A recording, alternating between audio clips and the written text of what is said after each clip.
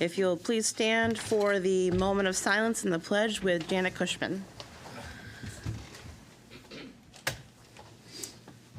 As we gather together to conduct the business of the board, on behalf of the students and staff of the Enfield Public Schools, as well as the residents of the town, I invite you to take a moment for quiet reflection or silent prayer.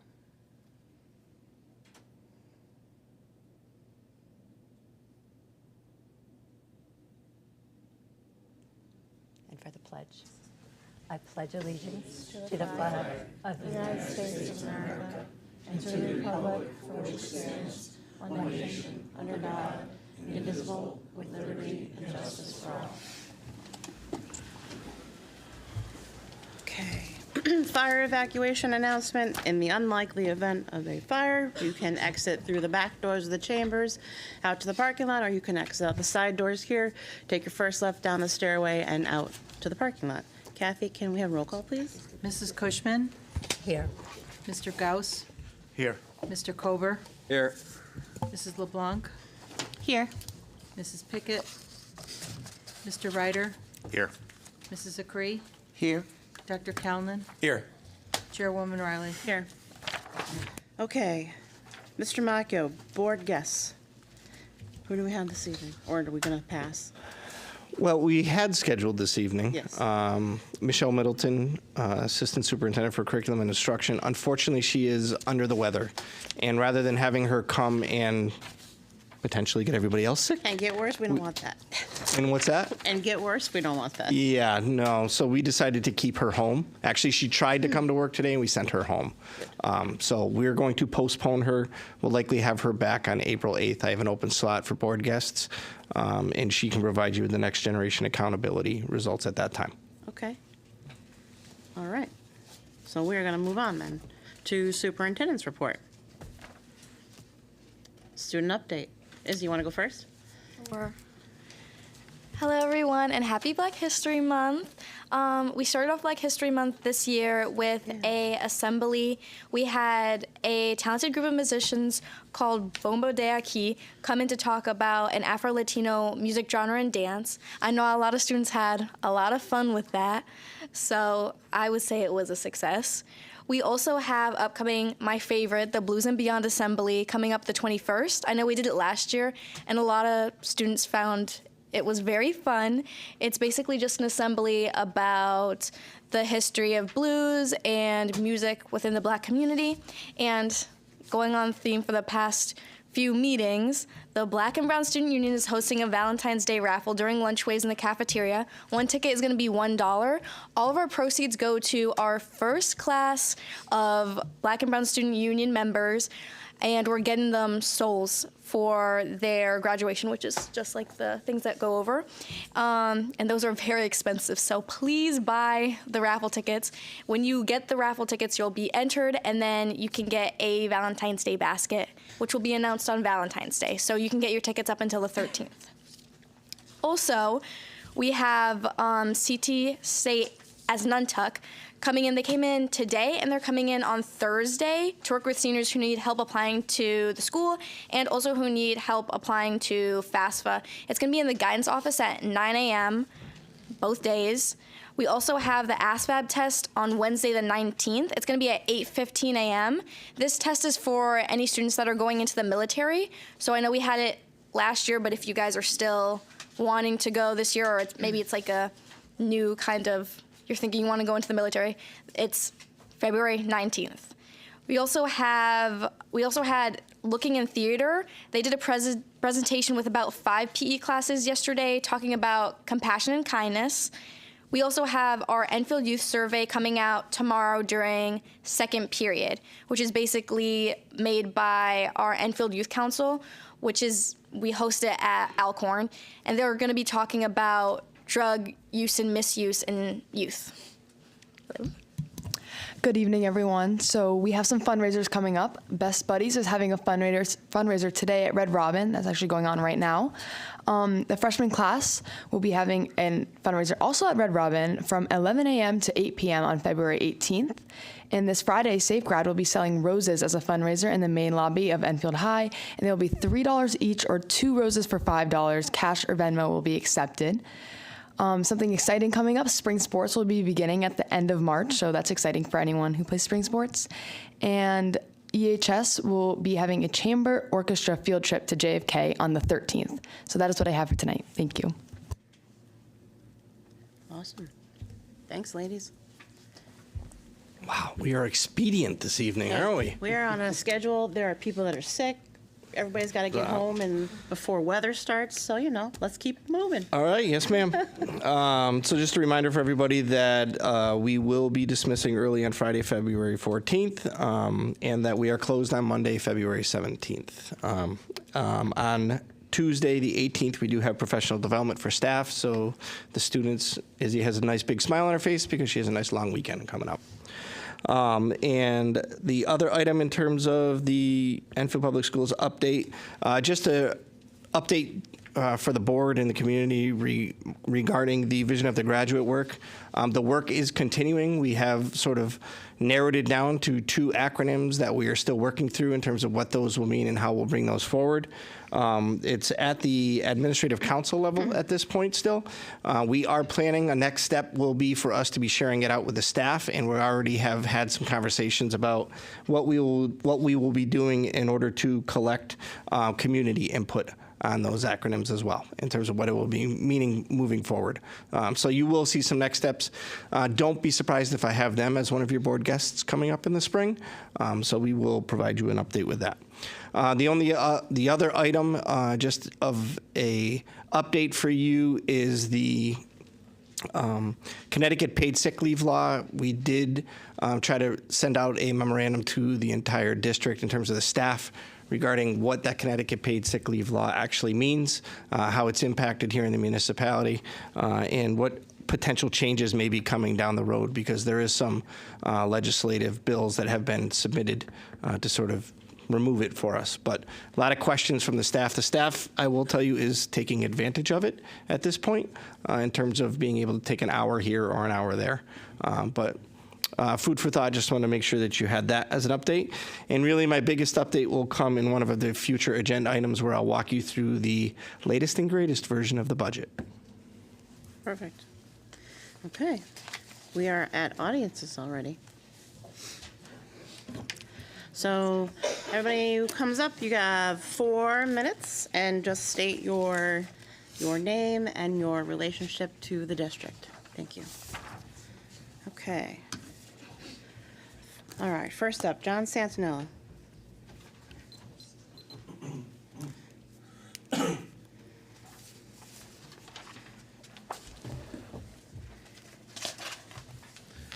Good evening. My name is John Santinella, and I live at 1204 Enfield Street.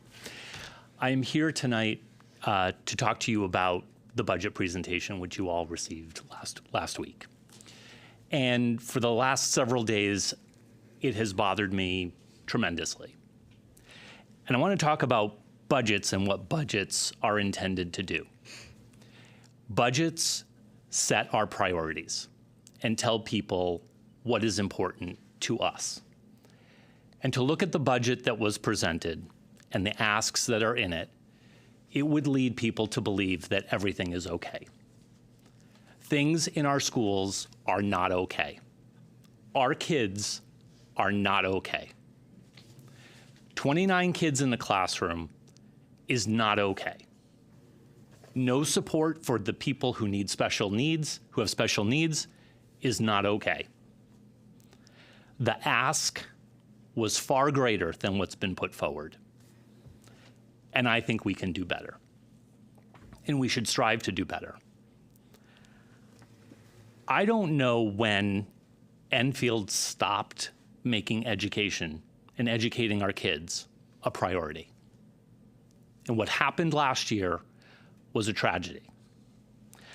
And the budget that was put forward was done so because it was what people thought they could pass. The budget should reflect what the district needs, and it does not. And so I'm here to ask you to take a good hard look and think again. Because these two young people at the end of this dais need us, as does every other kid in the district. And I want you to think about this, that one day, those kids in kindergarten and in second grade and fifth grade are gonna step off the platform with a diploma in their hand, and they're gonna need to compete with every other kid that's doing the same thing. Our job is to prepare them to compete with every other kid, not be so focused on what we can afford right here and right now. It's gonna cost us more. It's worth paying more. Our kids deserve that. And I would say to you, do your job. You're not here to worry about your next reelection. You're here to worry about these kids. And parents, fight like hell for your kids. They deserve it, and they're gonna need every ounce of your support. Thank you.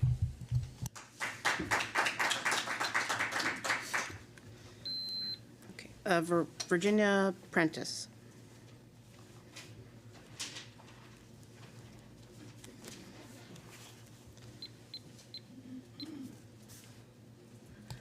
Hi, my name is Jenny Prentice, and I'm happy to share that I spend my days teaching at 117 Post Office Road, also known as the Stowe Early Learning Center. At Stowe, I have the privilege and responsibility of teaching in both the integrated pre-K and Head Start programs. After receiving my pink slip and then being reinstated, I started this year with my heart full of gratitude that I get to continue our work with some of the most dedicated, understanding, and thoughtful colleagues in administration that an early childhood educator could ask for. Generally, when SELC is mentioned in these meetings, we are thought of as the land of sunshine and rainbows within Enfield Public Schools. And I can attest that's mostly true. This does not mean, however, that we don't experience rain clouds too. We work in a building that is literally bursting at the seams. I say literally because as I sat in a faculty meeting last week, our shared information was accompanied by the sound of water drops falling from the ceiling into a nearby trash can. Our building doesn't need Band-Aids. It needs genuine reconstruction and improvement to make it a more appropriate space for young children. So my first ask is that we continue to be prioritized in any revitalization plans, with the caveat that a little educator input can go a long way. In the budget presentation, it was mentioned that an additional pre-K teacher has been requested. I want to highlight the fact that every child in this district requires special education will likely pass through the doors of an integrated pre-K classroom at the time of their 3rd birthday. These numbers continue to increase as they have throughout the district, and the number of supports needed increases along with them. These children are an absolute blessing to our classrooms and our school system. Their unique perspectives and perseverance are something to be admired and valued. They deserve the best, and we deserve a budget that will give it to them. So my next ask is to advocate for more in this school budget. Your support means the world to these tiny humans. My last ask may be the most difficult. As part of the Head Start program, we use a website and app to collect developmental observations and provide reports on our students' learning. Inputting data into this program is part of my daily routine. You can imagine my surprise when a message suddenly popped up asking how the funding shutdown is affecting my Head Start program. I can't say enough about the good that our Enfield Head Start program does for young families and children in this town. We link families to available community supports, we offer unique learning opportunities, and build relationships with families and students that go beyond the scope of the classroom walls. I believe that programs like this are an essential to building up our community and the communities around us. For a power on high to turn this funding off and on is careless and hurtful. It provides an added layer of stress to an already marginalized population. So my final ask is for you to keep fighting for us. It breaks my heart to see the town I grew up in fall to uninformed national politics around education. Let's be that pocket of resistance that protects the needs of our children and education system. Please support us so we continue moving forward in a positive direction. Know your pre-K friends will always be there to help bring the sunshine. We just need a little help holding the umbrella on our rainy days. Thank you.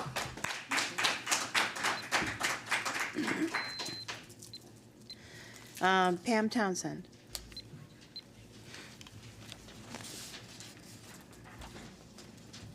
Good evening, Pam Townsend, 54. Yeah. Pam Townsend, 54 Kimberly Drive. And I am here in hopes and asking for some assistance in locating some very special people that live here in Enfield.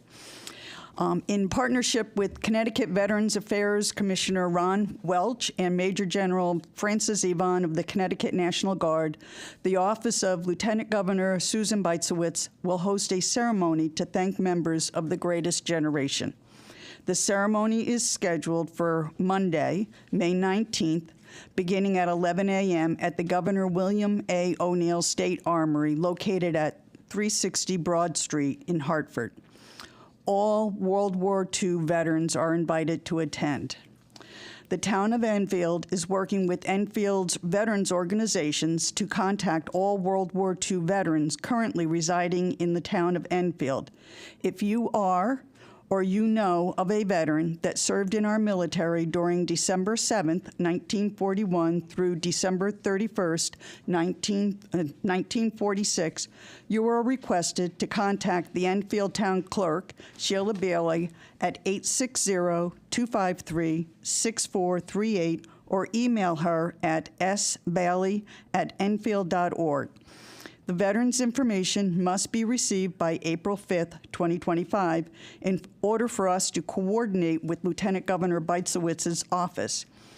Transportation will be provided from the town of Enfield to the State Armory for the veteran and one escort.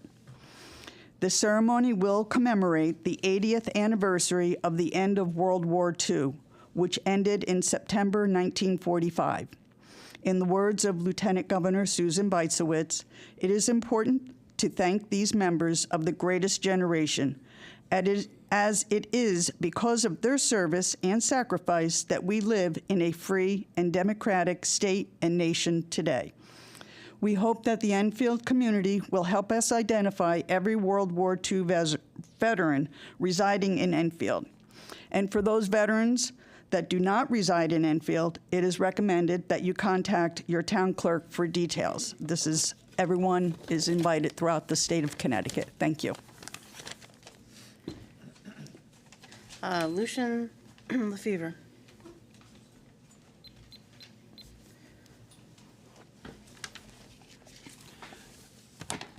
Lucian Lefebvre, 54 Kimberly Drive, also chairman of the Enfield Veterans Council. I'm here tonight representing the Veterans Council.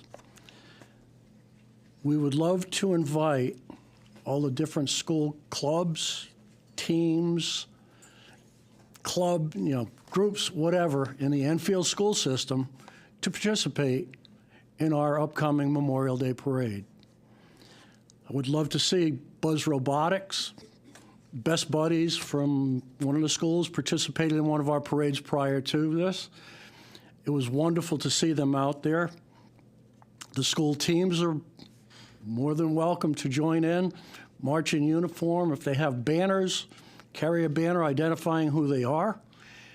And if the schools want to get creative and the different clubs get together and decide to build a float, that would be wonderful.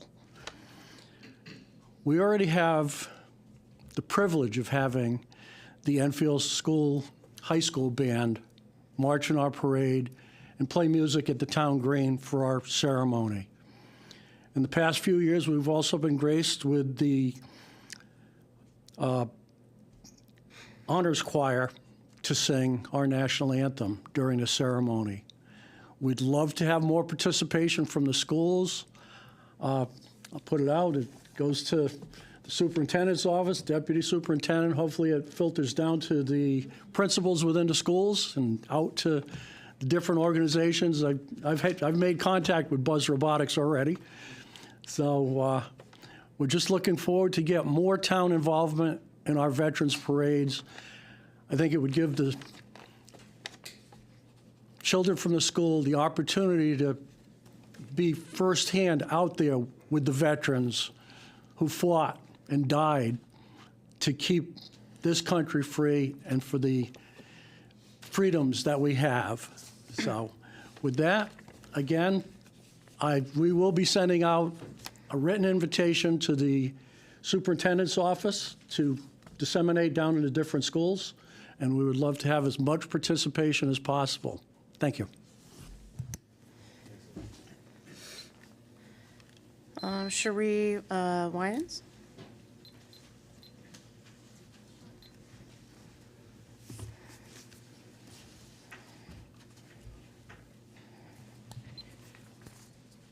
Thank you for allowing me to speak tonight. First of all, I'd like to thank the board and Mr. Macchio and his team for hiring the teacher assistants. Oh, sorry, Sherry Winans, 1227 Enfield Street, 5th grade, proud teacher at Prudence Crandall as well. But I wanted to thank you all for the teacher assistants. It has been helpful. And I'd also like to thank Mr. Macchio and his team for a very thorough budget that does the best to support its student and staff, but it's not enough. My hope is that the best budget is supported by the Board of Ed and the Town Council because the students in Enfield can't afford any more cuts. I remember a time years ago when the school budget was being set, and my mom, who was also a teacher, and I were talking about it, and they wanted to cut guidance counselors at the time. And my dad joined the conversation, and he looked at the two of us and he said, "Oh, I agree with those cuts. What do you need them for?" And my mom and I looked at him quizzically, and we began our laundry list of why schools needed guidance counselors. And when my mom and I finished our laundry list, he sat back and he thought about it. He was a thinker. He needed to process, and he changed his mind. Now, here's a man who is married to a teacher. He has 2 grown children and a daughter-in-law who are teachers. And he just simply didn't understand the importance of those counselors because he didn't have them when he was in school.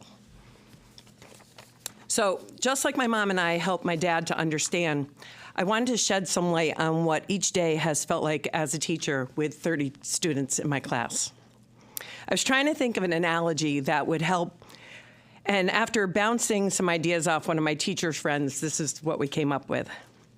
So imagine you're throwing a birthday party for a child, 10-year-old child, and you've been throwing a party for them every year since they were born. You always have 10 friends invited to this party. You take a lot of time to plan the party down to every last detail, just like you do every year. Then it's the week of the party, and you start cooking the food, baking the cake, decorating the house. You organize the goodie bags and wrap the gifts, and the day of the party comes, and 30 kids show up at your house. That overwhelming feeling is in your chest right now, so you're scrambling to make more food and more goodie bags. You send someone out to get more paper goods and ice cream because you want to do what's right for the kids. You barely even get to mingle and talk to the kids because you're so busy managing the large number of them at the party. You want everything to go well, but you're so frantic trying to get everything right that you can't even enjoy the party. You're just hoping that the kids don't notice, and they still have time to get to ride the pony, even though now they must wait even longer for their turn. I don't know if this analogy works for everyone, but the bottom line is that this year has been my hardest out of my 34 years here in Enfield. I've never experienced such a struggle in trying to plan, organize, and teach students. I've never experienced this much of a struggle in reaching all my kids. It's never been a struggle to enjoy a career I have always loved. I just feel that most of my day is managing instead of teaching, and that isn't the way it should be. This isn't sustainable, and it needs to change if we are going to provide a safe place for all students to get the education they deserve. Thank you.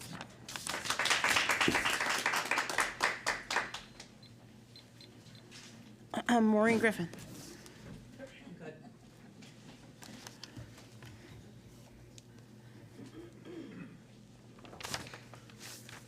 Maureen Griffin, 98 Abbey Road, mom. Okay, I've been thinking about the budget presentation at the last meeting. 92 requested by those actually in our schools dealing with the kids, only 11 slotted in the budget.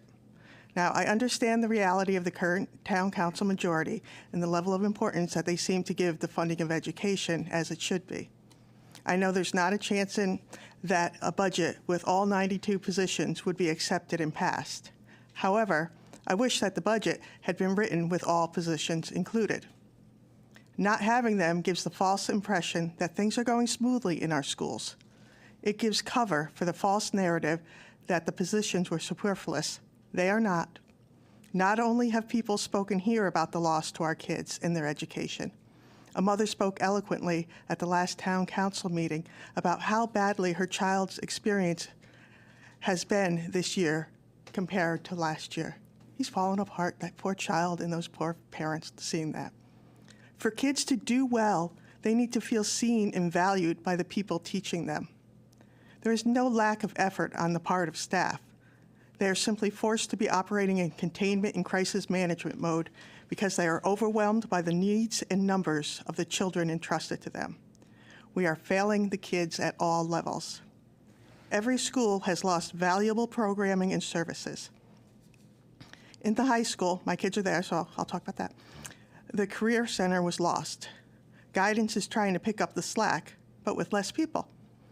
Deciding on a post-high school path is very intimidating and confusing for our kids. Most kids don't have it like all set from the time they step into high school what they want to be. Most kids change several times. They need help deciding if it's an urge, a whim, or something that they should pursue. There is such a large need for the Career Center to expose our young adults to the possibilities and the pathways to achieving them. You got to redo the budget. Make it for what is truly needed, and make those who make the decision on the funding own whether they value it or not. Don't let them ride with, oh, we know you won't give it.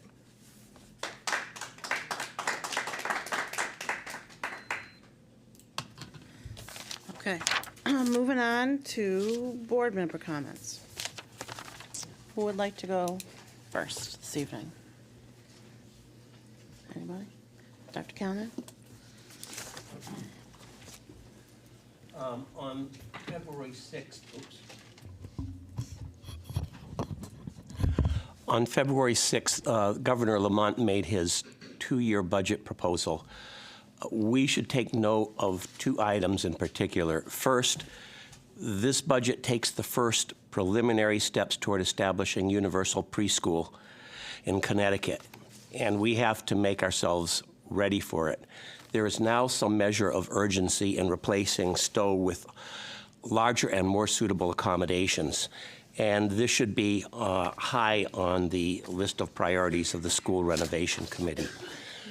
Secondly, the budget proposal includes an additional $85 million for the Education Cost Sharing Grant and an increase in the excess cost grant by $40 million, the latter of which won't become available until 2027. This sounds very generous, but recall that last October, the 119K Commission, consisting of town mayors and other community leaders throughout the state, released a report addressing the needs of the 20% of Connecticut youth disconnected from society and at high risk of school failure or chronic unemployment. The commission recommended that $545 million be invested in education. Measured against this recommendation, the governor's proposal doesn't even come close to what is needed. We know that Enfield schools, the Enfield school system is responsible for the education of an extraordinary number of special needs students. In fact, this group of children constitutes some 20 to 25% of the entire student population. We also know that for years now, the state of Connecticut has not been living up to its obligations to our community. The needs of our kids are pressing. A modest incremental increase in educational funding over a period of years just isn't going to cut it. We must therefore make it very clear to our legislators in Hartford, State Senator John Kissel, State Representative Carol Hall, and State Representative John Santinella, that we are counting on them to champion Enfield children and fight for their rights to a decent education. We expect them to do their job. Thank you. Thank you, Dr. Kalman. I'd like to go next. Okay, I'll go. So today I went to the state capitol for the legislative breakfast. I went with Mr. Kober, Mrs. Cushman. They actually were discussing how the governor's budget puts these things in, but not to start until 2027, so that's not helping. And it's nowhere near enough that's needed for special education costs. So that was a big talking point today. But I just want to let you guys know that I swung for the fences for Enfield today, and I said to them, I reiterated what the per pupil cost is, and how much it takes to get up to the 4.5 times per pupil cost till excess cost kicks in. And that $67,000 gap, when you multiply that 1 out of every 4 students in Enfield, gets into the millions awfully quick. And then I also asked them, because they were members of the education committee there, and I asked them to please relook at the Alliance District funding to make it fair and equal, so that districts that got added at the end don't get a 1-year look back, they get a 10-year look back, because districts like Enfield are already doing what other Alliance districts do and more, because I touted our Eagle Academy that we have, and how that saves us money from outplacements, but also keeps our kids home with us, which is super important. I also asked that they look at exit criteria and provide us with that.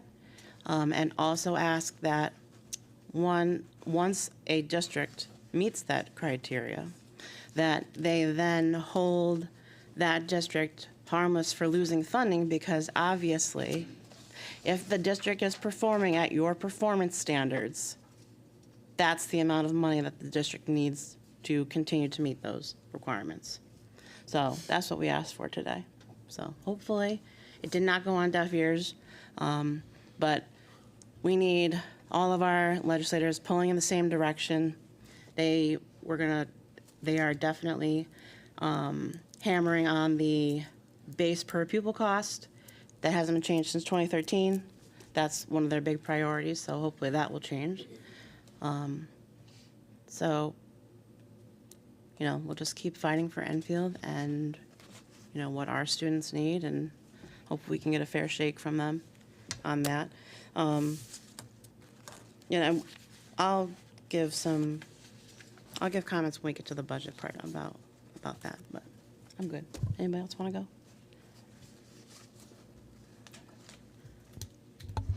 I have a message from Ms. Pickett tonight, who couldn't be here, so she wanted me to read this statement.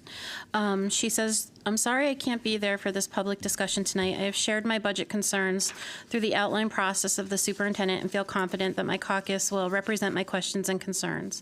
I want the public to understand that I am deeply committed to rebuilding EPS and providing high-quality educational experiences.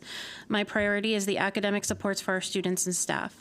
I'm hoping that with the building of a strategic plan, we can demonstrate the long-term investments needed in education and our plan to get there." For me, I wanted to take a moment and Izzy also talk about how February is Black History Month. I wanted to take a moment to speak of influential Black women. While we cannot forget the path paved by the likes of Rosa Parks and Harriet Tubman, here are a few others. Shirley Chisholm was born in 1924 in Brooklyn, New York, to immigrant parents from Barbados. She first got into politics at 29 when she worked to elect the first Black judge in Brooklyn. In 1968, Chisholm became the first Black woman elected to the U.S. Congress and the only woman sworn in that year. In 1972, she became the first Black woman to run for president. In addition to her political career, she was an outspoken advocate for education. There's also Mary McLeod Bethune. She was an educator and civil rights leader who worked to improve the lives of African Americans. She founded a school for Black girls in 1904, which later became the Bethune-Cookman University. And then from Connecticut, we have Sarah Boone. She was a Black American dressmaker and inventor in New Haven. In 1892, she became the first African American woman awarded a patent for her invention, which is the modern-day ironing board. She was the daughter of 2 enslaved parents. She married a freed Black man and moved from North Carolina to Connecticut via the Underground Railroad before the Civil War. And lastly, Marian Anderson lived in Danbury for decades and was one of the most popular opera singers of the 20th century. According to the Connecticut Women's Hall of Fame, she was the first Black person to perform with the Metropolitan Opera. Her 1939 Easter Sunday concert was attended by 75,000 people and was later hailed as a defining moment in the history of civil rights in the United States. Very important history. As far as the budget discussion, we've had some parents reach out. I saw the parent that spoke at the town council meeting. I'm going to have a more in-depth discussion during budget, but I think it's prudent to say a few things here. I think when I first saw the budget, I thought, okay, all right, I think we can get this passed. But then I sat back and I listened and I thought, is that the right attitude to have? Because it clearly doesn't address the actual needs that we have in our district. And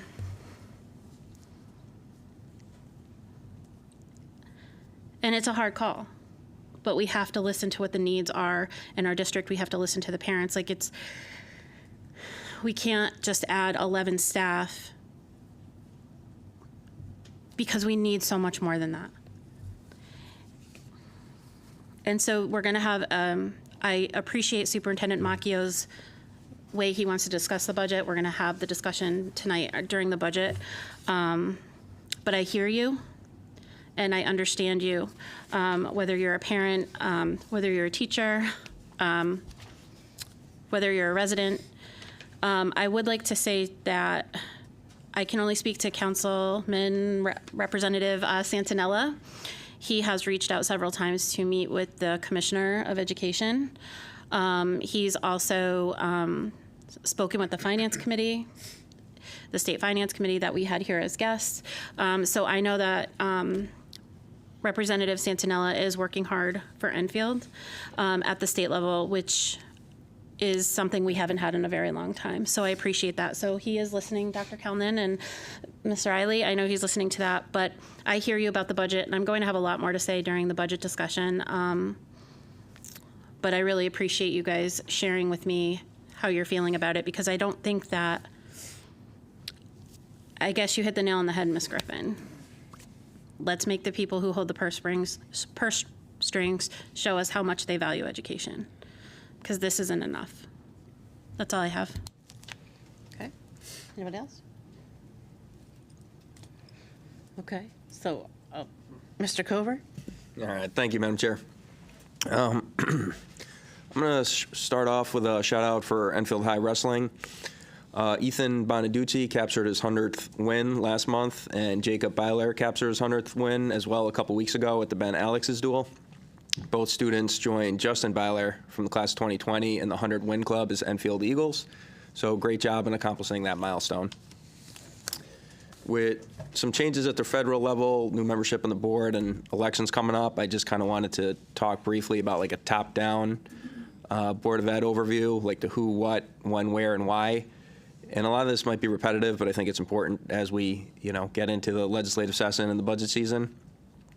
So who is obviously the Board of Ed, and when is now, and where is right here, right? So the what is in Connecticut law, which stipulates the duties of the Board of Ed, which is to maintain good public schools and implement educational interests of the state with a focus on student achievement. And this is done by looking at quantitative and qualitative outcomes, performance metrics, including graduation rates, and the accountability indexes, which we would have actually had part of a presentation tonight, but that guy moved on. So the why is in our mission statement, which is also included in Board Policy 100, and the why is to prepare responsible citizens, right? And this was actually alluded to in public comment talking about students from kindergarten to graduation and getting that diploma. So I wanted to throw in a quote by Mark Twain, which reads, out of the public schools comes the greatness of the nation. So how do we accomplish this? And these are the themes that I've talked about: being efficient, businesslike in our operations and mannerisms, being good stewards of resources, and being adaptable to change. We also need to be responsive, to routinely communicate and dialogue, and we need to talk two ways, whether it's horizontally, vertically, internally, externally, and throughout. We must express, address, and meet needs. And lastly, accountability and transparency. We must hold ourselves to standards, make responsible decisions, conduct rigorous oversight and self-evaluations, and allow those looking in to see what it is we do, whether it's detailing our budget requests or expenses, acknowledging the incidents that occur in our buildings, or making our curriculum easily available to stakeholders. We must be transparent in order to hold and maintain this public trust. Last year, I introduced my own individual transparency initiative to this body. While it was probably generally positive, I think overall it was definitely mixed with some mixed reviews. Many people saw it as a common sense ask. Some saw it as burdensome and micromanagerial in nature. Some don't embrace change or new voices, while others value innovation and energy. Some would rather not rock the boat. Even at the local level, bureaucracy is large, so changes are always slow to implement. Nonetheless, progress has been made. We've recently updated and consolidated several of the board's budget policies. We're seeing a much clearer picture of the FY26 budget proposal, and we're seeing a growing willingness to share information and ideas. The superintendent does not hesitate to share completed activities from the week before and his plans for the week ahead. The Finance Committee is actively working on regular reporting of a wide variety of related issues, reports, and accounts that they previously failed to oversee. The district is posting various information online, including the full budget book, things such as the indoor air quality and HVAC reports, and a clear, up-to-date administration organizational chart. Much work is still to be done, but we are moving in a good direction. I did want to talk about some individual activities, and the chair briefly mentions that today we did have a legislative breakfast that was co-hosted by CABE and CREC down in Hartford earlier at the state capitol. And I think that was, again, kind of echoing, they brought up some of the big themes that are coming before the legislative session, predominantly budget and special education costs. So, we look forward to positive outcomes on that. I did want to briefly at least respond to the Immigrations and Customs Enforcement's concerns. The school districts received guidelines from the Connecticut State Department of Education regarding procedures, and our superintendent provided a letter to the community back on January 31st, followed with a supplemental letter sent out today. So while guidelines and recommendations are helpful, I do want to remind ourselves and the public that law and policy is what dictates our actions. I know the supplemental letter today outlined more policy, and I do also want to point out Board of Ed Policy 5112 that only requires us to verify residency and age for admission and attendance at EPS. So in this policy, it says citizenship and immigration status are considered not relevant, and therefore documentation related to this is not requested during the admission and enrollment process. So therefore, based on policy, we can't monitor the legal status of students, and we cannot produce records we don't have. Moreover, we have not seen any federal agents enter the schools and remove children anywhere in the country, and our community should have some level of comfort knowing that ICE actions will not be disrupting our educational environment. I want to thank Mrs. LeBlanc for following up after the last meeting and sharing the Novak Consulting Group's Town of Enfield Public Works Organizational Effectiveness and Efficiency Study back from 2018.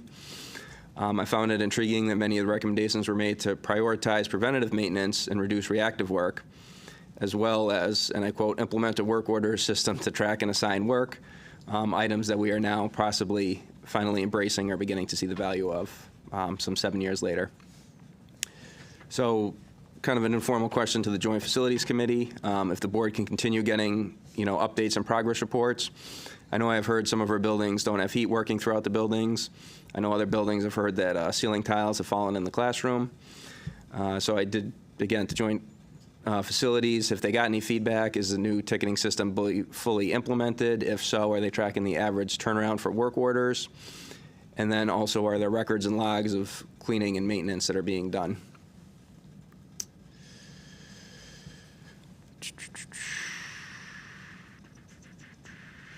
And this is at this point just an informal request, but I want to pose this to the Leadership Committee. If the full board can get an update on the status of our superintendent's performance evaluation program in accordance with Board Policy 9132. Since my appointment on this board, I've been here well over a year, and we're currently on our third person sitting in the superintendent's chair. So in accordance with Connecticut General Statute 10157 and Board Policy 2140, we do owe annual evaluations, and the board is responsible to implement guidelines and criteria to conduct these. Based on my personal experience, it seems that we owe a final evaluation to our former superintendent, back that left the district in May of '24. we should probably consider issuing a evaluation to our interim superintendent, as he had the position for over 120 days. This might be another area where the board needs some more descriptive and proscriptive policy in place, so individuals don't have unrated, unevaluated time.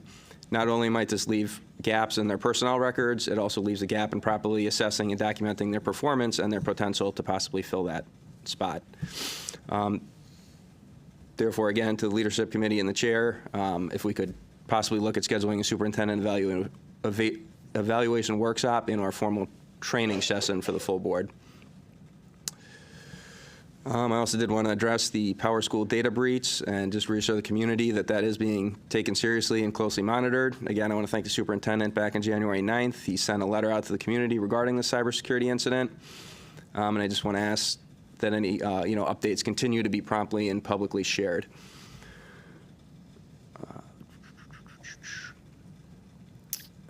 To anyone, just to the greater public, if anyone's looking for local employment and parent-friendly work hours, Enfield Public Schools is presently hiring, notably for behavior technicians, paraprofessionals, and building substitutes. Please visit our website at enfieldschools.org to apply. We're also coming to that time of year for college-bound students to begin seeking and applying for various scholarships.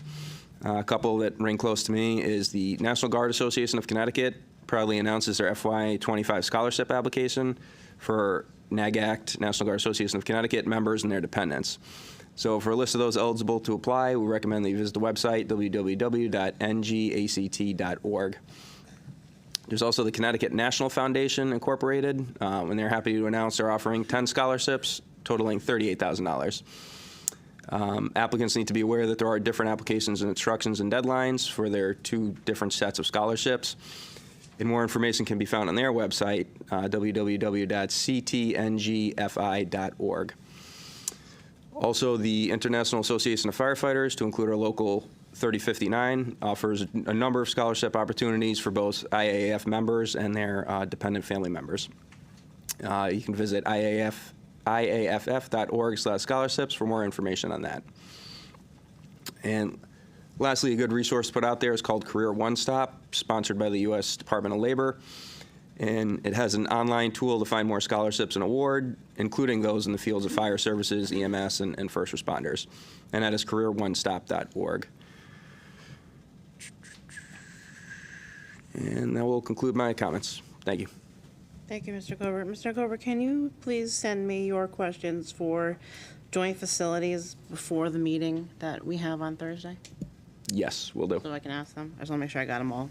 Yep. Thanks. Will do. Thank you. I can provide an update on the week in your Friday update regarding the ticketing system. Okay. Anybody else want to go? No? Okay, we'll move on then. Unfinished business, discussion and action regarding the 25-26 school calendar. Okay, in your packets you have the draft that was provided to you last meeting. And Ms. Townsend, if you could do me a favor and just send me that information. I was going to try to catch you before you left, but I'll jump in right now. If you send me that information, I will make sure that we send it out through Parent Square, so we'll blast the whole community. That had nothing to do with the calendar. In your package, you should have 2 calendars. You have the calendar that was presented to you last meeting, as well as an updated draft number 2 calendar. And the third item that you have is, and I would think Olivia would be excited about this, is that the school hours update for next school year, a shift in school hours so that early release days are actually a true half day. You're welcome, Olivia. So a couple of different things. We've already gone through draft 1, but I'm going to just go through draft 2. I'll talk about the main differences between them, if that makes sense. So for draft number 2, we didn't change anything about start time. I didn't change any, or first day of school. I didn't change anything about last day of school, anything of that, such as that. But with the shift in school hours, or with a potential shift in school hours, we would be looking at 3.5-hour days for our early release days. So the kids would come to school adjust it. They would spend their 3.5 hours. We still would be providing lunch, whether it be a grab and go or whatnot. Ms. Edwards in the nutrition department is working on all of that. But because we would have a significant amount of time to be able to actually run the professional development, we felt it would be prudent to also reduce down the number of half days that we have. Therefore, trying to ease up the amount of disruptions that you have to a typical week for parents and for kids and for classroom instruction. So the difference between these, the September, we took out an early release day, so there would no longer be one on September 24th. We also removed the early release day on February 13th. And then lastly, we removed a early release day in April, on April 29th. And in January. And January's we shifted into March. Yep. March is a very long month, needless to say. Right, January is as well, but for whatever reason, it seems like March in the spring is really long. So we thought we would shift one into the March month instead. The other big change here is that we would shift sort of practice. And on days where you have conferences, so we early release for conferences let's look in October, for example. October 29th, we have 6 through 12 would be an early release because JFK and the high school would have afternoon conferences. Notice there is no mention of anything pre-K through 5. Typical day for them. No early release, no professional development for the other folks that aren't early releasing for afternoon conferences. Kids would have a full day of school. That exact same pattern would happen everywhere that you would see the conferences throughout the schedule.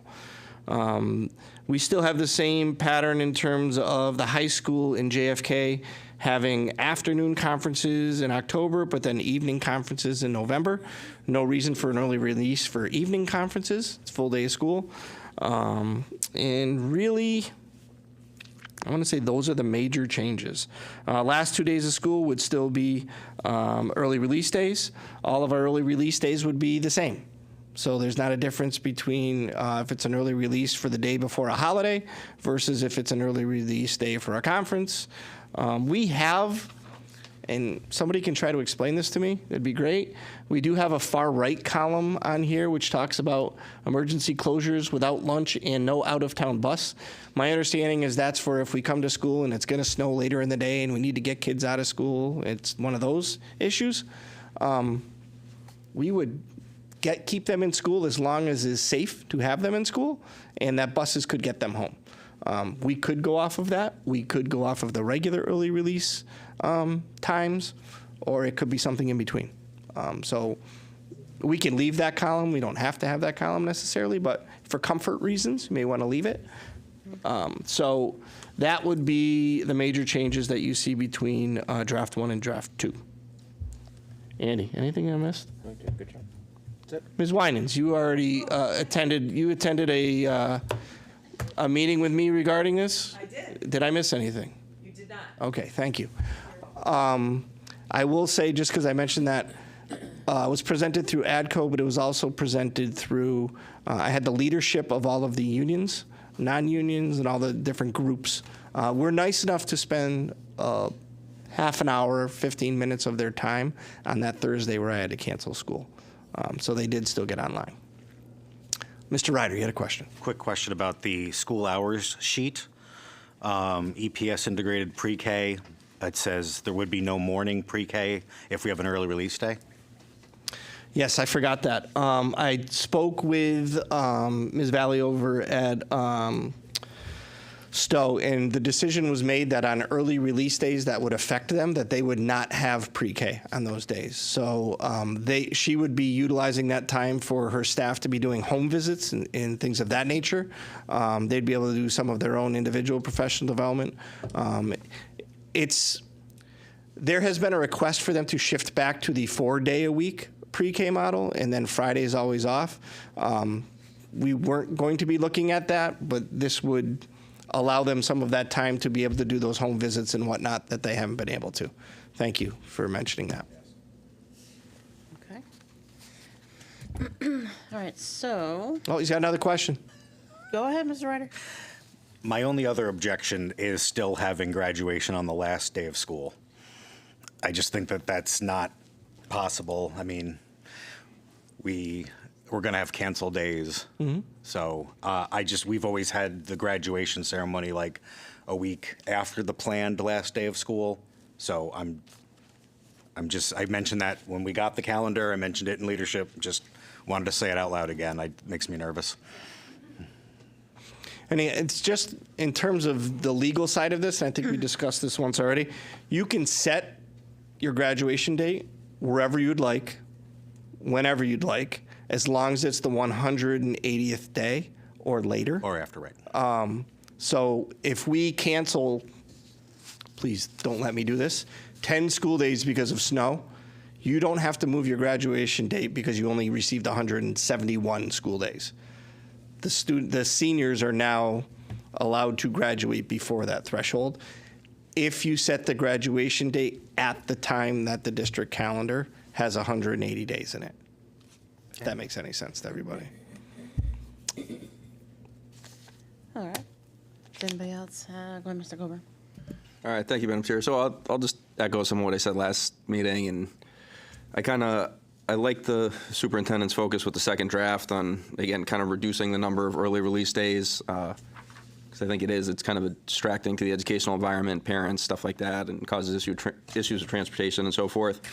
So I think that's a good trajectory, trying to reduce them, and then, of course, getting out 90 minutes earlier, getting out, whatever the actual time is, but like an actual true half day, I think is reasonable. I know I've individually mentioned it, and I'll just mention it again for the sake, argument's sake, that I'm a firm believer that school should start after Labor Day. That Tuesday, I think, is more proper, like beginning of school. I know at one point too, schools used to have a full February break, and that's shifted away now. To Mr. Ryder's point, also even just bumping graduation back, like moving it to the following Thursday, June 18th, I think would just be reasonable. Keeping it before the Juneteenth holiday, but then just allowing that extra buffer for what have you, whether it's snow days, this, that, or the other thing. And then I know one of the other thoughts I had was just even looking at October. There's that date. It's like October 14th. It's a Tuesday scheduled for PL, so it kind of gives the students a long weekend. So I would just float the idea that maybe have that on the Friday, October 10th, and then that would give a long weekend that way, Friday through Monday instead of Saturday through Tuesday. So those are some of my thoughts of also, again, I've probably mentioned some of these last meeting. I know I've mentioned a few of them to our caucus. So that's kind of where I'm at in terms of thoughts for the calendar and where I stand on it. I'll give some feedback on the October date. A lot of conversation with other districts. It's very common for the Tuesday after Columbus Day to be utilized as the professional development versus the Friday before.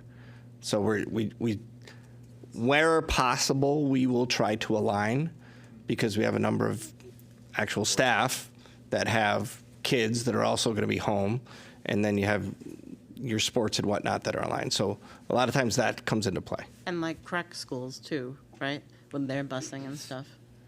Because I know that one point in time it was to try to align. Yeah, they breaks tried to and get the stuff whole with state that. aligned. Never going to happen. So they quickly abandoned that. Yeah. But that was the reason for the 14th versus the 10th. Okay. Anybody have any other questions or comments? Okay, so I need a motion to approve, and then what do they vote? Do they vote the number that they want, or should I put the motion on, so let's approve 2, and then, okay. Oh, one other clarification. Does calendar 1, draft 1, that is not the change of school hours, correct? Okay. All right, so I need a motion to approve draft number 2 of the Enfield Public Schools school calendar. So moved. Moved by Ms. Cushman, I need a second. Second. Second by Ms. LeBlanc, and discussion on that. Okay, so sensing none, I need a roll call. Mrs. Cushman? Yes. Mr. Gauss? Yes. Mr. Kober? No. Mrs. LeBlanc?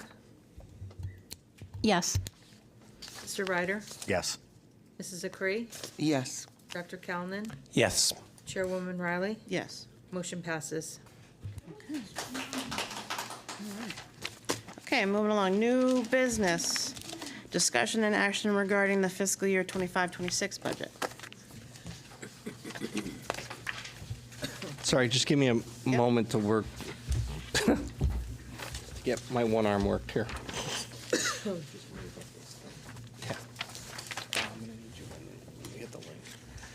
Okay, so appreciate all the conversation and discussion, especially from the staff who came out and shared their concerns related to the budget and the development. As I mentioned before, this is a fluid process, and this is an update where we stand as of really a few hours, even just a few hours before I walked in. I was still adjusting and moving things and monitoring things. But with that being said, the goal for tonight is I did do an updated presentation. I just built on the one that we had from before. I'm not going to go through every slide because not every slide has changed. There's no reason to. And then I did provide a link within this presentation so that when we put it up onto the website later, it will provide everyone with a copy of the budget history. So where we started to where we potentially could possibly be. And again, adjustments can be made along the way. Just a clarification, we should be looking at the black and white copy. That's the latest and greatest? Or the one that's going to be on the monitor. No, Yes. Right. It's just easier to read some of the numbers. Yeah, you have a color copy, which was the one from last time that you had requested. And then, I'm sorry, I was halfway through printing them. They were black and white. And I said, oh, Carrie Wiley would be very proud of me for not using color. So I just kept going with it. That's fine. As you can see, I just wanted to make sure. For black and white, we're good. I was just making sure we were looking at the right one. No, I don't absolutely. need them in color either. We're modeling how not to use color copies. We're good. Okay, so with that being said, we will keep going through. No changes, obviously, to the mission and equity statement. We will continue to emphasize the word all for all students. Accomplishments, there's been no changes to that page. Budget priorities, some small revisions in here related to the third item for student and staff support. I had mentioned last time regarding the desire for us to bring back, or for us to expand the Enfield High School Credit Recovery Program. So that is actually included in the student and staff support. So there is a 0.4 person that is included. So the 11.0 is actually, with that included, is a 11.4. There is another halftime person as well in another area. So it's actually 11.9 is the difference in terms of staff from last year, or from this current year till next year. The other item that I would note in here is related to the fact that for the extracurricular activities, there has been some confusion that has come about because of the Journal Inquirer article related to, I think the headline said something about the superintendent would be phasing in middle school sports or phasing back in sports. It's not phasing in of them happening, it's phasing in of the Board of Education fully funding them. So it is in the budget for next year. For all of the middle school sports and all of their extracurricular activities that were previously not included in this year's budget, they are fully back in next year's budget. They're just, for the middle school sports and the 9th grade sports, the vast majority of it is being funded through Save Our Sports. So that's just a clarification that I want to make sure we're clear on. No difference in the assumptions. I am very worried, as Dr. Callan had mentioned, related to excess cost and ECS. I am very worried over the fact that only $40 million is being added into excess cost in year 2. I want to say we are now up to over $100 million being underfunded in excess cost in the state. So while he added in $40 million, it's going to be, we're not closing the gap in the amount of underfunding. So it's going to continue to get worse, which means as we budget 69%, 67%, 64%, it's going to keep going the wrong way until there is truly a change in how that excess cost is being determined. So that is the only update related to that. Thank you, sir. You're doing a great job. No change in the budget development. When we get to the budget history, is there a way for you to not show that bottom part?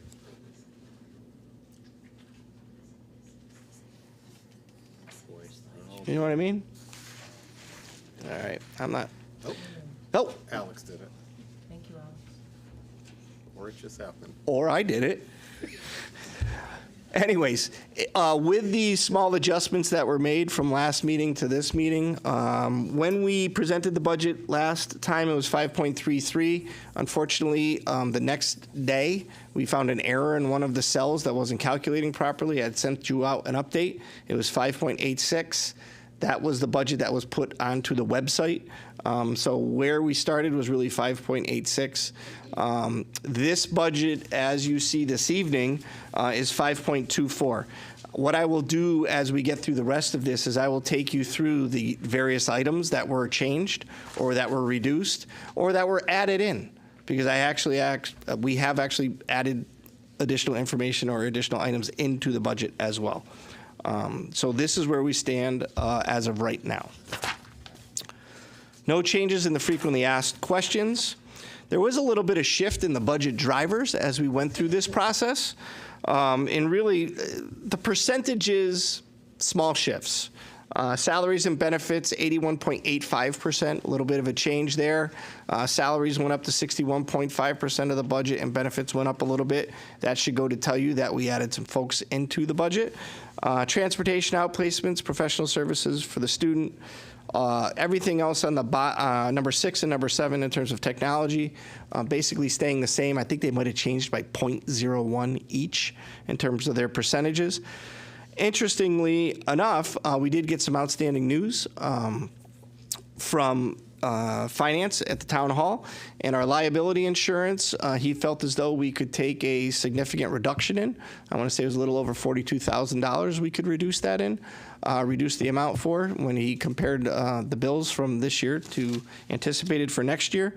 And again, the liability insurance is something that we share with the town. I will tell you it is not a 50-50 share, which was nice to hear because we don't have the majority of the liability. Obviously, police, fire, things of that nature have a much higher liability than we do. So liability insurance was number 8. It shifted actually all the way down to number 10 in terms of the driver, but tuition and professional services just slid up 1. Those are really the only other changes.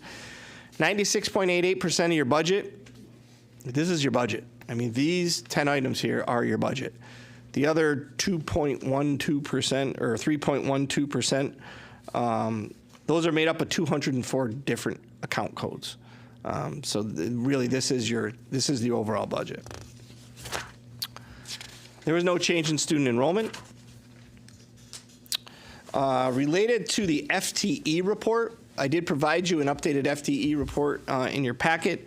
And again, that does continue to shift and change. You will notice this report looks very, very different, and a lot of time and effort from Lorena Cisneros, from Dr. Barrios, as well as Tracy Craven in payroll, and Lori LaRusso and from grants, to break down to the minuscule level where we are paying everybody from. So how much FTE we have and full-time equivalent. So if you're an hourly employee and you only have a certain number of hours per week, then that's going to break down to a % of a full FTE. So that's why you have a lot of decimals and things of that here. That will carry over in terms of whether the general fund is paying for it, whether the grant funding is paying for it, and really nutrition is paying for their entire program. So that's the only piece there. So that will be the differences on that page. And again, 11.9 is the ask. Priority number 1, you have the teachers that were included here to reduce class sizes, the integrated pre-K, grade 2, grade 4, 2 grade 5 teachers, the grade 6 middle school teacher. Priority 2, so there was no changes there. Priority 2 in terms of the specialized programs, just for clarification, The specialized instructional assistant position that I mentioned before, I didn't want you to think that that was a full 1.0 FTE. It's only a half-time position. So that's a half-time position specialized per a child's IEP that we'll need to bring in. So it's not a full 1.0, but it is a half-time. No other changes on that page. And I know I'm going quickly because it's going to take time to go through the budget history. Priority number 3, the addition of the 0.4 FTE. It's item number 3 on this slide. Addition of 0.4 FTE staff to assist with credit recovery.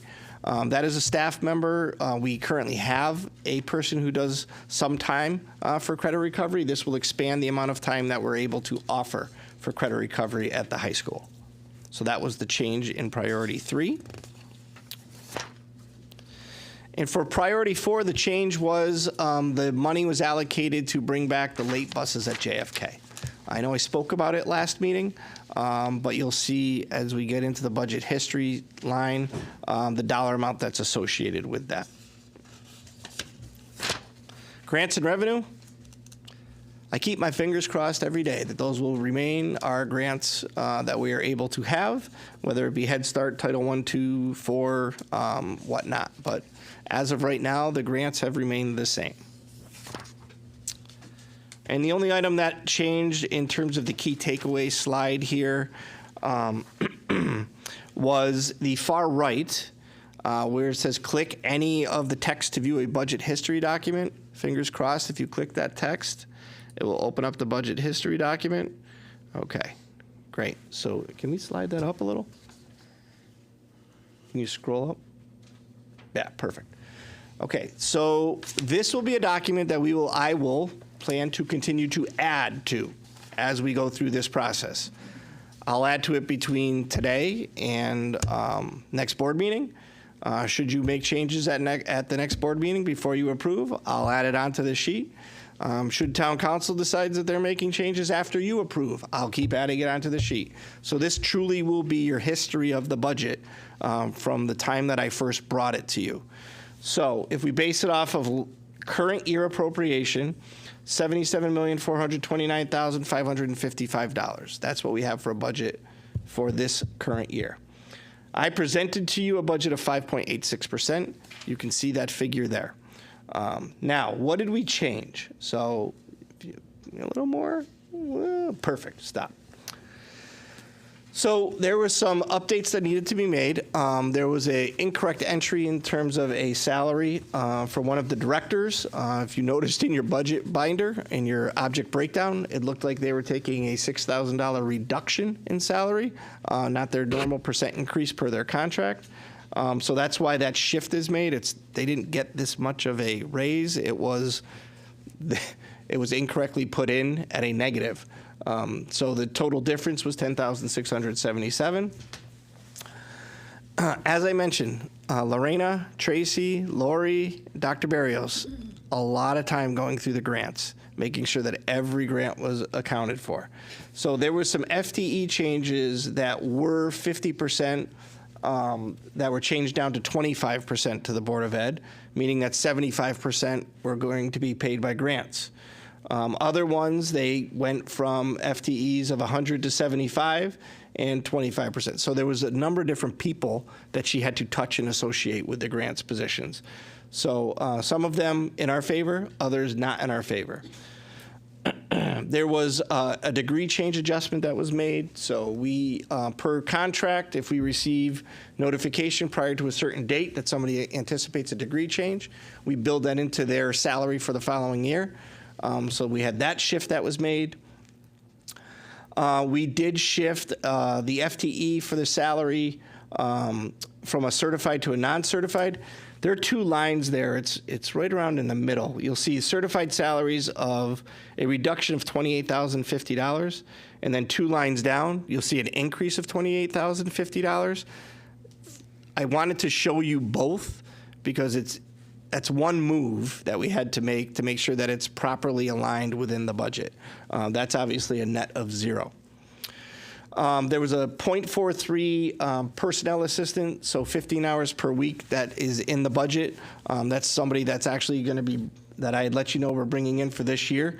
That is to assist in terms of all of the filing that's related to the HR, as well as some data entry, so that we can get caught up with all of the paperwork associated with that. The Save Our Sports, we do have the first check from that group that did all of the fundraising. They provided us with a check for $100,000. It's been deposited into our district activity account. I'm offsetting next year's budget with $75,000 of that $100,000. $25,000 will stay in the district activity account to be utilized for fiscal year 27. I do anticipate receiving additional funds from the group. So again, it's a multi-year phase-in of funding, not of participation. So to fully participate, the funding will take some time. Longevity, there was one additional person that we needed to add in because they have over the requisite number of years per their contract to receive an additional $1,000 to their salary. Health and medical insurance, we did a lot of updating related to the funding based on the anticipated staffing needs. So we have, if I think about it, we have 15 paraprofessional positions that are currently open. I want to say when we look at retirements, when we look at open positions current, when we look at added positions for next year, we have, I want to say, 36 certified union positions that will be open. So I made some adjustments in terms of what we were allocating for their benefit plans, because I'm trying to bring in as responsible of a budget as I can. Without removing the positions, I want the positions to remain. It's a little bit of a risk on my part and on our part and on your part should you approve it. But at the same time, I am still budgeting for all of those open positions to be able to have benefits. I think the reality is not all of them will take benefits. So that's why you have a significant change in terms of the updated funding based on anticipated staffing levels. The technological services, that's where we budget our reading program. So 50% of the reading program, the new reading program was paid from last year's budget, or this year's budget, excuse me. So that means 25% is due next year, and the last 25% is due the following year. It was originally budgeted from Board of Ed funds. I will plan to use carryover funds that are in the district activity account to pay for that program rather than ask the Board of Education to pay for the program. So the $170,801 will pay for the next installment. It will come out of the district activity account. These are carryover funds that have been there that just carried over year after year after year. Prior to the legal change or the law change saying that we had to allocate our choice funding to a specific line item.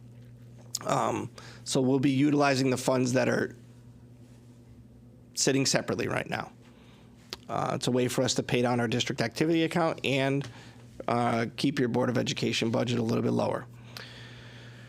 The 3 JFK buses, and I have this so we're in negotiations, as you know. We have an executive session for later on this evening where we'll talk a little bit about transportation contract. That's based on current contract. I anticipate that number is going to be lower than where we had to come in for here, but that contract hasn't been signed, so I wasn't comfortable putting in the number at this time. Should the number change, I'll make a change at the next section below. I already talked about the general liability insurance per the Director of Finance for the town. And unfortunately, I received some news today from the Chief Technology Officer for the town that our E-rate fee is going to be increased. So E-rate is, we buy a whole bunch of equipment or whatnot, or the town buys a whole bunch of equipment, and the E-rate program sends us back a reimbursement for a percentage of the cost. With that, there's a fee to be a part of that program. That fee is going to increase. We are responsible for a portion of that fee because it's for the technology equipment that is being utilized for the public schools. So that's going to go up $10,663. So that was the adjustment there. So all of those lines, total adjustment-wise, just under $500,000 to the good. So the resulting superintendent's preliminary anticipated spending would be a budget increase of 5.24 as compared to this current year's appropriation. If you scroll down, do I have any questions on that part? And then the bottom piece we can go through. Tina. Okay, this is what I have an issue with. So we went from 5.86 to 5.24 and recognized $480,000 in savings, and that's jobs. We could have stayed at the 5.86 and brought in more jobs. I don't want to see this budget going down, because what I want people to understand, when you see these numbers of 5%, we still need from the town council 4.40% just to maintain the madness we have now. That's just to maintain. So I don't know what we're going to get, but I don't want to see a $500,000 reduction. I think we need to see, in my opinion, we stay steadfast at 5.86, and when we find savings, we add in jobs. We need more bodies in our buildings. We're adding the 3 social workers, 1 at Enfield High, 1 at JFK Middle, 1 at Eagle. But when you look at what we're adding, and we're just barely mitigating what's happening at the elementary school with the staff that we're adding. We're adding bare minimum to the elementary school. It's just to balance out the class sizes. If we're finding savings, so grade 2 teacher at Hazardville, grade 5 teacher at Parkman, grade 4 teacher at Crandall, grade 6 teacher at JFK Middle, and an integrated pre-K teacher at Stowe. I mean, these class sizes are still going to be large, and we're not giving them any additional bodies in their buildings. We're just giving Hazardville, Crandall, Parkman, JFK 1 extra body, and Stowe, integrated pre-K teacher. We need more bodies, and I haven't got that yet. I don't know. We talked about it in our caucus. I don't know how you feel, Dr. Jerry. I'm not putting you on the spot. You don't have to say anything, but I don't want to see a reduction of, it's one thing if you come in a reduction and it's 20,000 and we found savings here, but reducing our budget by 500,000 when we're not asking for the world is not something I think is, I don't like it. It does not make sense to me. We can't pretend that everything is okay. It is not okay. And adding these teachers is not even going to make it a little okay. So that's just my thought on it. I don't think I want to sit here and see any more reductions from the 5.86. Yeah, go ahead. With the addition of the new staff or the teachers that are being brought in, what's the anticipated class size that you see? The positions or the grade levels that were targeted were those that were at the 29-30 level. So we'd be bringing them down to, I want to say it was 24-ish. So it'd be, as Ms. LeBlanc said, it's leveling them off. So it's making them all relatively consistent.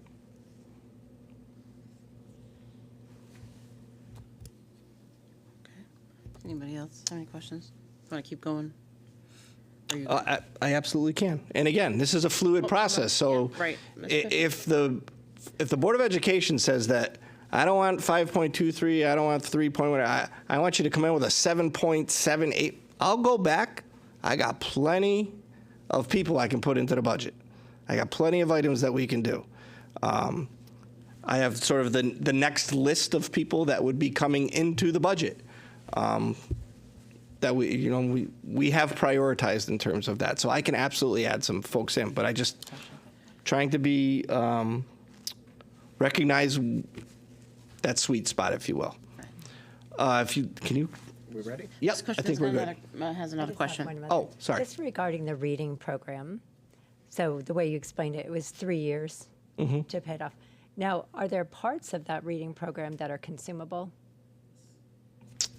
That's that- I believe the part that we are paying for is the software end of it. Okay. The consumables and pieces would go into the supply items. Oh, okay. So their budget gets broken up, and I know there was a question in our Q&A about technology equipment, and will it ever be come into, or will supplies ever be a part of it? We break it up in terms of things that can be used multi-year versus consumables. So your supply items in your budget, I'll just get you a number.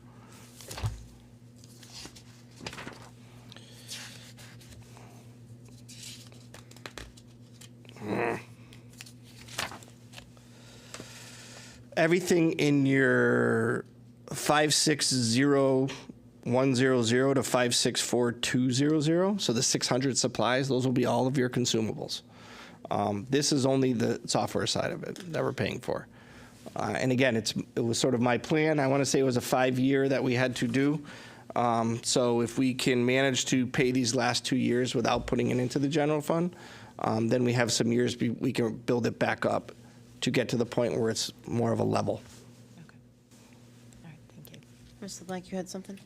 I just want to add, I want people to understand the difficult position that the board is in this year. We have a brand new superintendent. Part of his job is getting the budget done. The amount of scrubbing that Superintendent Macchio has done is by far and none the best I've seen. He is a master. He not only does he know the budget, he has trained his staff on the budget. But this is Enfield, and we don't deal with rational budget discussions well.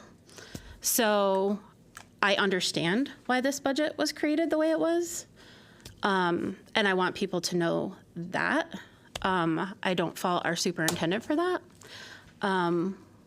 but I fault the people that hold the purse strings, and it's even sad that we are where we are, and we had to have a group of people raise money so we could have sports, because the biggest concern out of the town council is sports, not class sizes or meeting IEPs. The teachers have time to do PPTs. Do we have enough bodies in the building? Safety. Are the teachers feeling supported? Those are way more important to me than other things. But hey, we'll just keep moving on. Oh, sorry, Dr. Kelly, I didn't see down there. My bad. I'm not sure if this is the most appropriate time to mention this, but I initially approached the budget in the spirit of resignation after what happened last year. But after hearing from our teachers tonight, I think a more appropriate term would be a spirit of acquiescence in the face of really a fundamental injustice. So by acquiescing, we, that is to say the Board of Education, we really share in the injustice. So the town council can do what it wants, but we shouldn't share in the legacy of abandoning our kids and their teachers. I think we ought to state what the budget should be on the basis of what the school needs rather than what the town council is prepared to give us. And if they don't like it, then let them say so and let them explain themselves. That's all.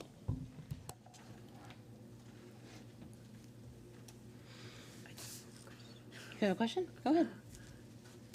So in line with what Mrs. LeBlanc was saying about instead of reducing our budget, but using the money that we're saving for other positions. So looking at the $479,000, just based on our discussion in leadership, that really would be about 4 to 5 positions, possibly.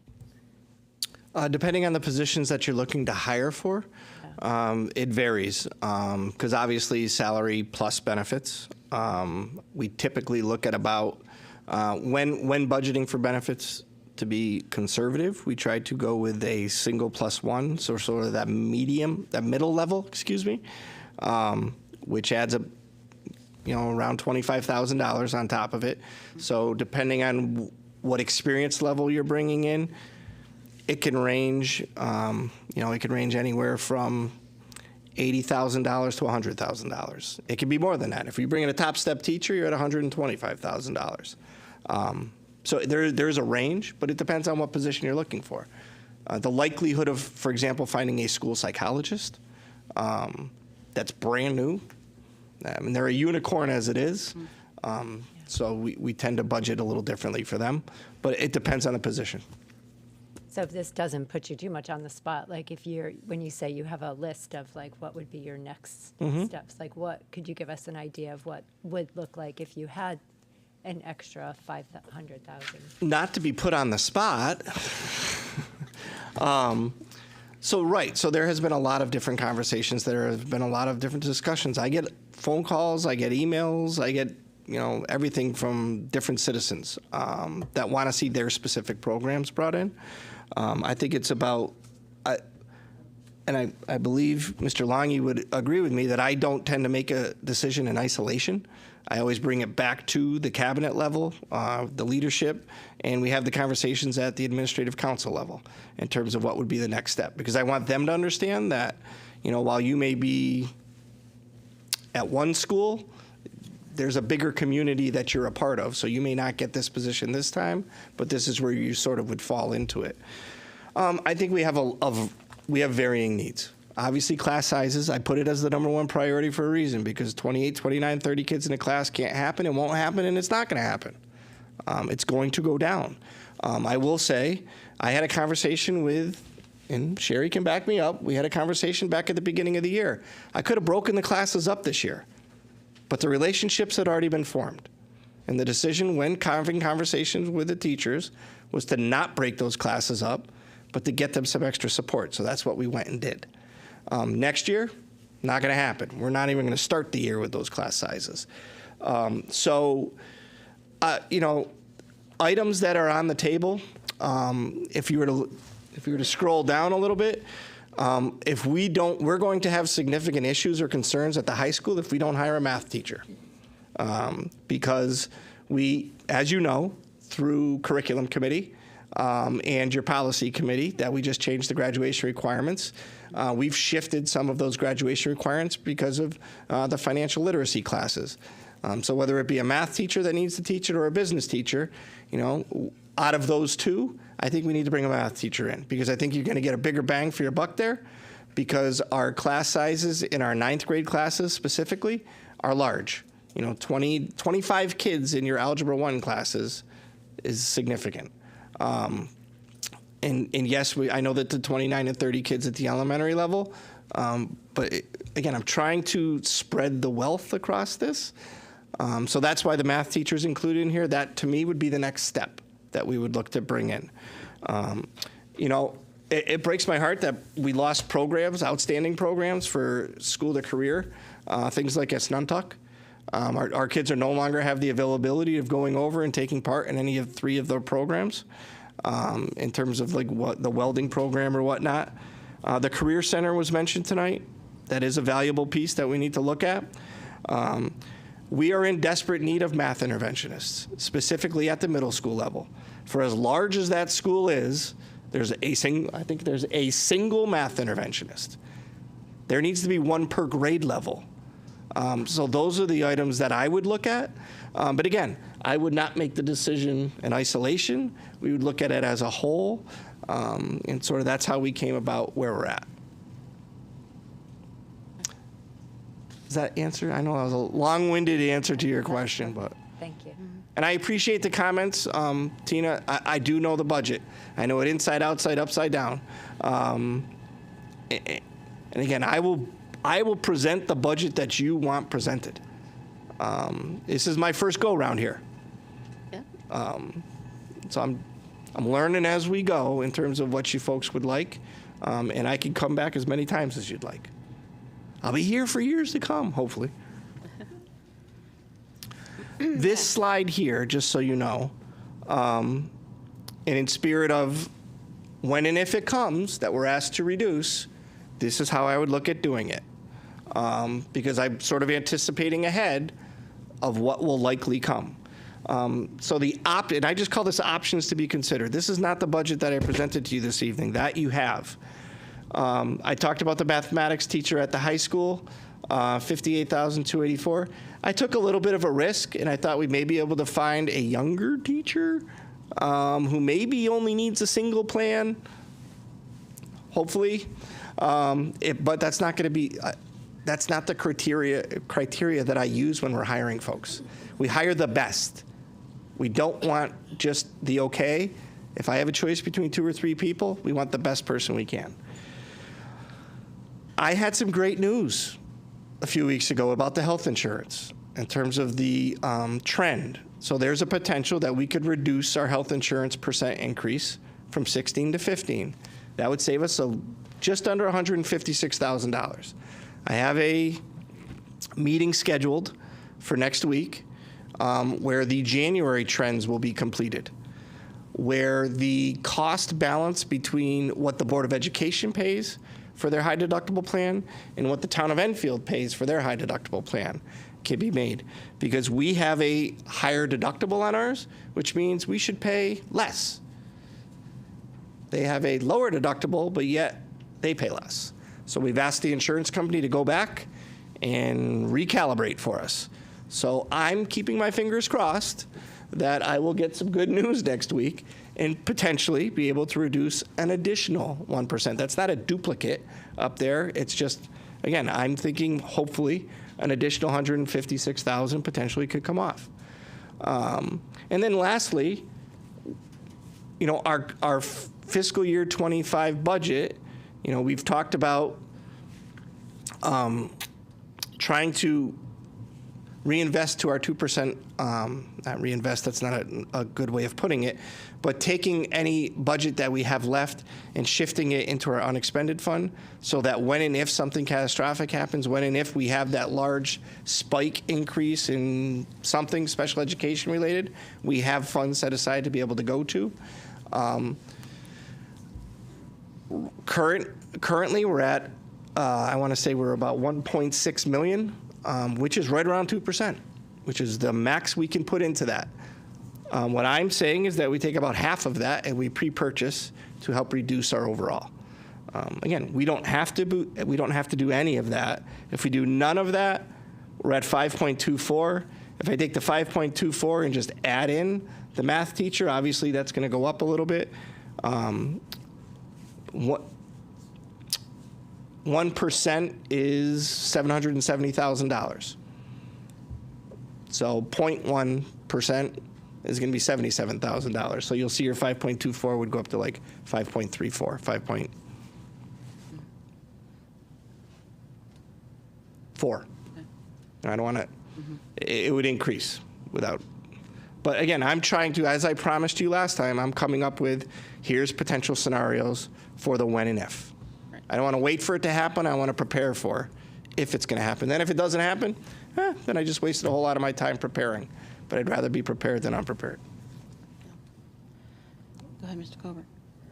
So I'll just make a few comments, and I don't know if the superintendent was done yet, but I just figured it was probably a good point to interject them. So to Mrs. LeBlanc's point, with a new superintendent coming in and a new way of looking at the budget, I think this is, it's very important for the board conversation, for the community conversation, just having the, for lack of a better term, I'll just use the transparency of the budget and the object breakdown and seeing where all the dollars go.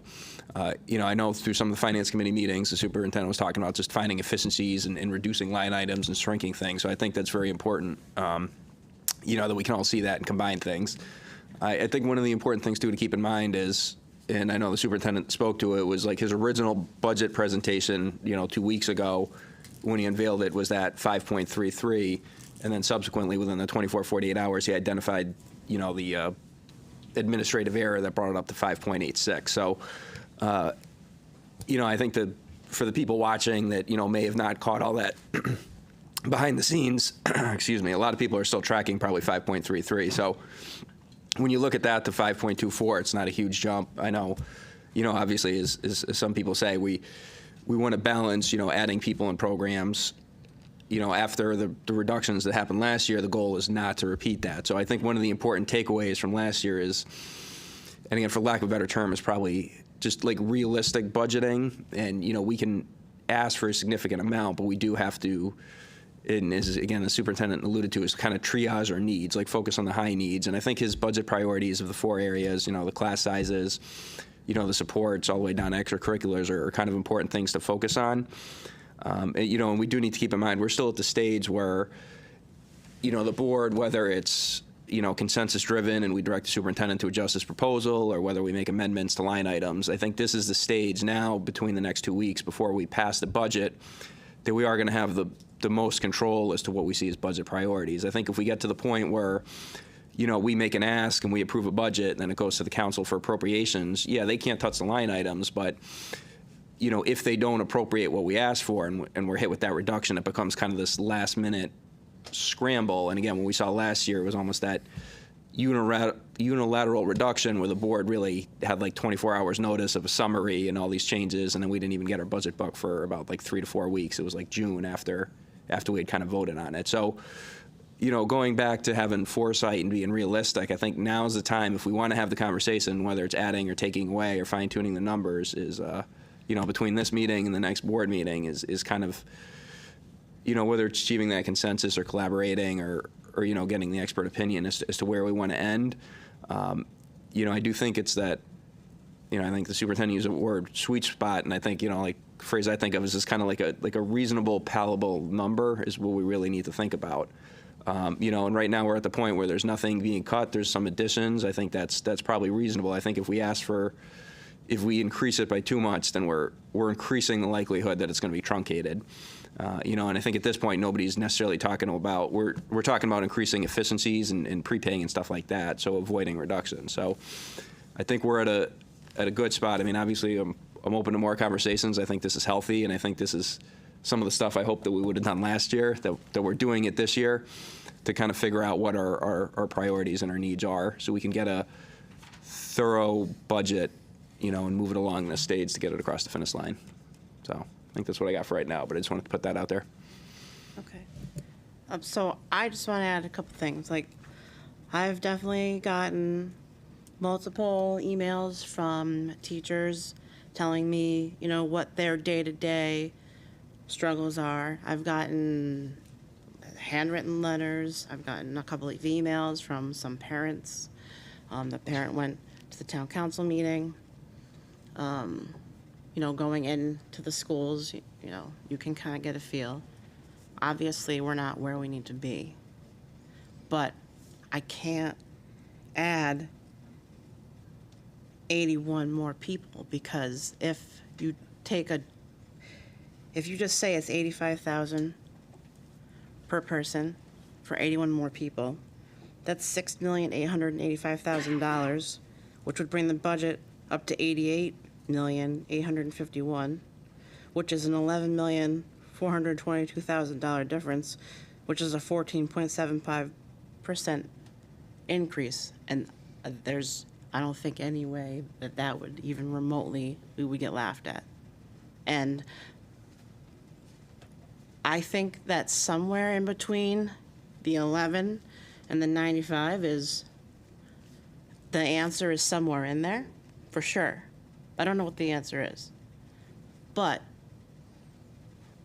maybe if we can get another couple more positions with the 479 savings, it's kind of like what I just told my son today, because they're having a bake-off at Boy Scouts. So I said, take the cookies out at the lowest number, and if they're still not done, add it at 2-minute increments. So I think it's kind of like the same thing, like, don't shoot for the 20-minute mark, let's shoot for the 10-minute mark, right? And if we can keep our contingency, our non-lapsing account at the 2%, then that can give us some wiggle room for emergencies, and then maybe adding something along the way. So if we keep doing a step-up progression, hopefully we'll get to that sweet spot. But, it's a hard position that we're at, because we know that we need to be able to give our kids support, but then we also know that the state can rip our funding at any time. The federal government can rip our funding at any time. And I don't want to set us up for failure in front of the council and get everybody's hopes and dreams up, and then we have to come back and do $10 million in cuts from a budget that we haven't even spent yet, and then have to re-scramble to redo the system altogether. So it's like this fine line. I'm definitely open to maybe can we add something else, but I don't want to go too far. But we got to go just enough for sure, but not too far. Because we have to have we have to be realistic, but we also have to be true to what our kids need. So this is a tough dance to do right now, but I'm open to any conversations of where we can kind of get a reasonable thing going. Go ahead. So one thing, I've only been here a couple of weeks now, but one thing that is pretty obvious is the superintendent isn't budgeting without a plan. And he's already mentioned preparing down the road. And I understand that it is absolutely not going to be ideal, but we have to work within what we can afford. And I understand that also that he's pretty much brand new to this district and trying to get a handle on all of it. And although it's not going to be ideal today with the staffing numbers that they're looking for, with a plan on a gradual increase, I think it's a lot easier to sell. Also, being completely transparent to the town council makes it easier to ask for more, where there aren't any, anything, there isn't anything hidden. So, I mean, those empty positions, like Maureen had, I think, brought up before, those are all still in the budget because it says in the line items that was eliminated in this year. So you could still see the long tally of what was removed. right, and I'm sure there's some tipping points too, where to get a larger class size, just to get underneath the 30 in every room is only a couple of people, but you know how large the classes are going to be next year. So if we can plan that ahead, even if it's a couple more people, that makes the bite next year a little easier, even though we're asking for a little more this year. That's it. Okay. Go ahead. Ms. Light. When we caucused on Sunday, that was the one question that we asked. What number would make us comfortable, right? Because we can't bring 90 staff members back. So we actually had that exact conversation ourselves because we don't know what the right answer is. I think to the point, though, is so we mitigate the class sizes, but we still need those supports in the schools and the interventionists. And part of the issue is like we can sit up here and everybody in this room can learn or can know on a whim what an interventionist does or what it means to have, 24 kids in a class from 28. But, the regular taxpayer who's removed from the school doesn't understand how that is integrated and how that benefits our kids. And I think that, people think it's like all these fancy supports that we add into our school with interventionists and behavior techs and whatnot, but that's what saves the district. Investment in that's what saves your district money in the long run.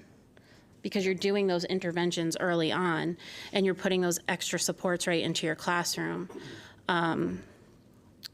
But I appreciate everybody taking the time to discuss it, and I just don't know if we as a Board of Ed, when we do decide on a number, really have to explain why we're doing what we're doing, what the long-term plan, what we need to add in. We see what we need to add in going forward, because I don't, kind of like Ms. Winans came in with an analogy, like to give people perspective, to give people an understanding.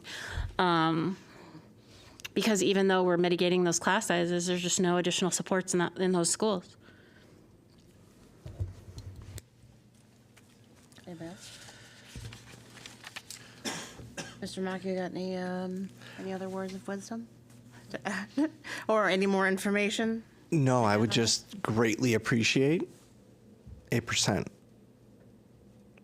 8%? You want another percent?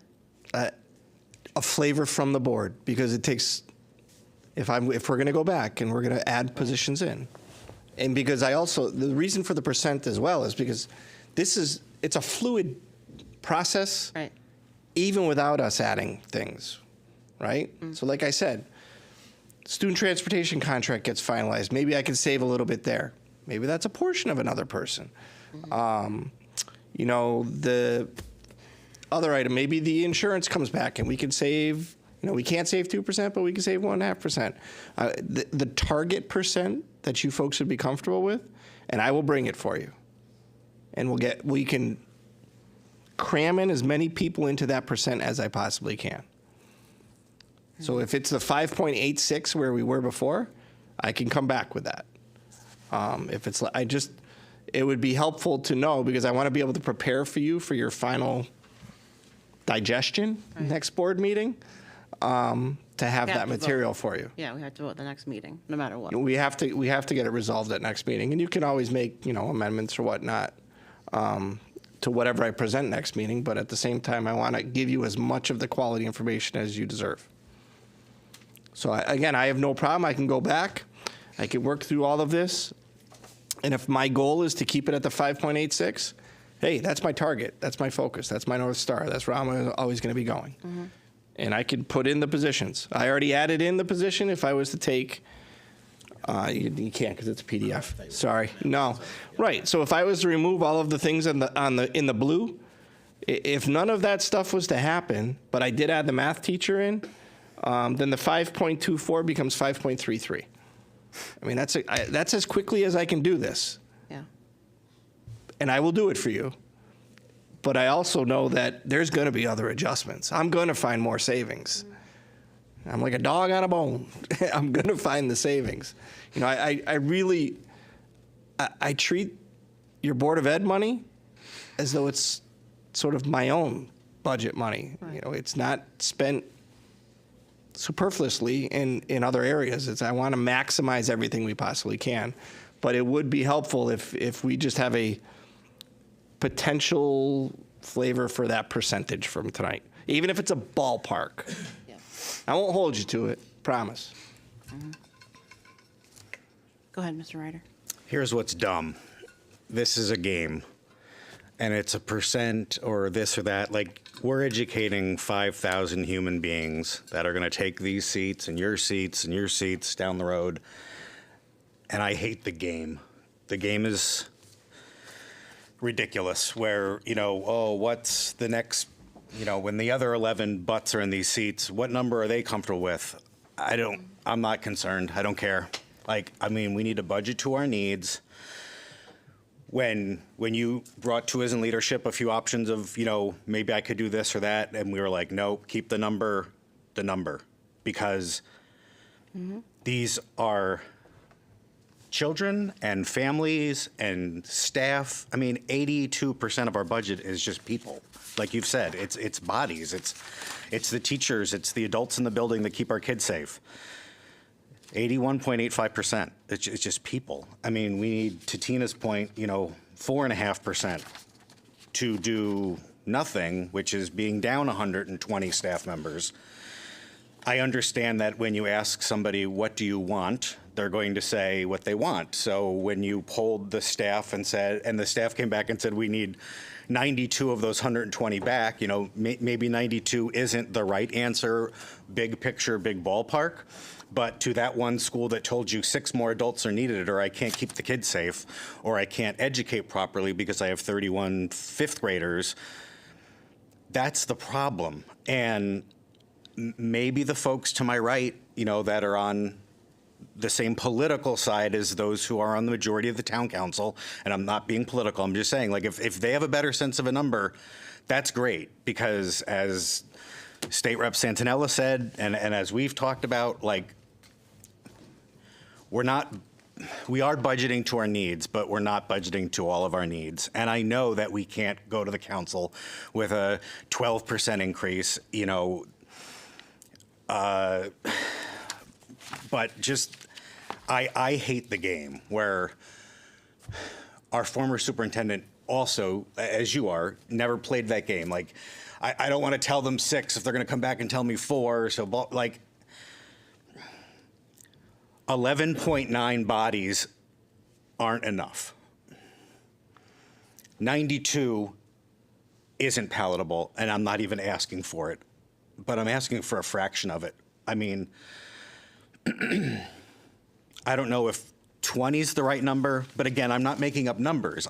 What I would want to know from you is, what's the next tier of needs? Like, there's a math teacher. Who else would be in that tier theoretically? A few more counselors or a few more K2 teachers? I guess if that number was 7 or 8 bodies on top of the 11.9, we can justify it if you take them to a school and show them Miss Winans' room. We can justify it if we walk through the buildings that we see falling apart. You can justify it by the grades that may start going down. You can justify it by the behaviors that we track. There's other metrics involved besides 7.2 blah, blah, blah %. The numbers are just ridiculous. It's all monopoly money. It's like, we're just talking about numbers. And I appreciate the narrative in the budget, because that has to be the discussion about how we're helping our kids learn and to take our place down the road and to not want to leave Enfield. We moved here on purpose. I don't know why sometimes, but I love it. And I've been more involved as a parent than I know all these teachers. We haven't met yet. You're newer. I'm sorry. Before integrated preschool moved to Stowe, they were at Hazardville, and that was my building, you know? I don't know. It was just a tangent. I've been quiet and I'm listening and I'm learning, and you can do this for a very long time. Tina and I know that, and you can still learn. But you guys might have more of an insight on a number than me to whatever is palatable. But I don't want to play a game. So I don't care what the number is. I would just say whatever the next tier of, if we had it, if I find more savings, I'd bring in these 7 or 8 bodies. And that gets us to this. That's, I would say that, but I don't have a number. I don't want to say 7.13 and then you know, do your best and now it's 7.13. But like, I just want to know, like, what do we need? So if you come back to us in leadership and say, I took what you guys said and I digested it, and here it is with like 20 more bodies, and we're like, no, you got to bring it, like, that's all. Just, that's my share for tonight. That's my comments. Thank you. All right. Jean? I just want to say, Superintendent Macchio, thank you for your hard work and your effort of thinking of the children first, you know, as best as you can with what we're working with. And my question, should we, you know, when I do agree with Scott, you know, with the numbers back and forth. I know Tina says that she's not supporting, she doesn't want to support the number. She doesn't want to see it going down from 5.33, for example, to the 5.24. Should we, as a board, have a discussion on a palatable number that we should work with? Or, Yeah, well, I mean, because everybody's saying, you know, yeah, but like really say, what would it look like with an increase of, say, 6%, you know, going up to 6%? How many bodies would that, or teachers would that bring back?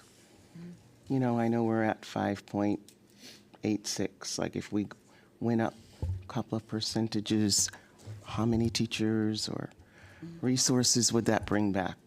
Like Scott said, take it step by step instead of just not leaving it the way it is. Dr. Callahan? Yeah, but I think the consensus on our side is, let's start not with numbers, but with needs. an assessment of what is the highest priority of needs, and then start from that point, and then from there figure out what the number should be.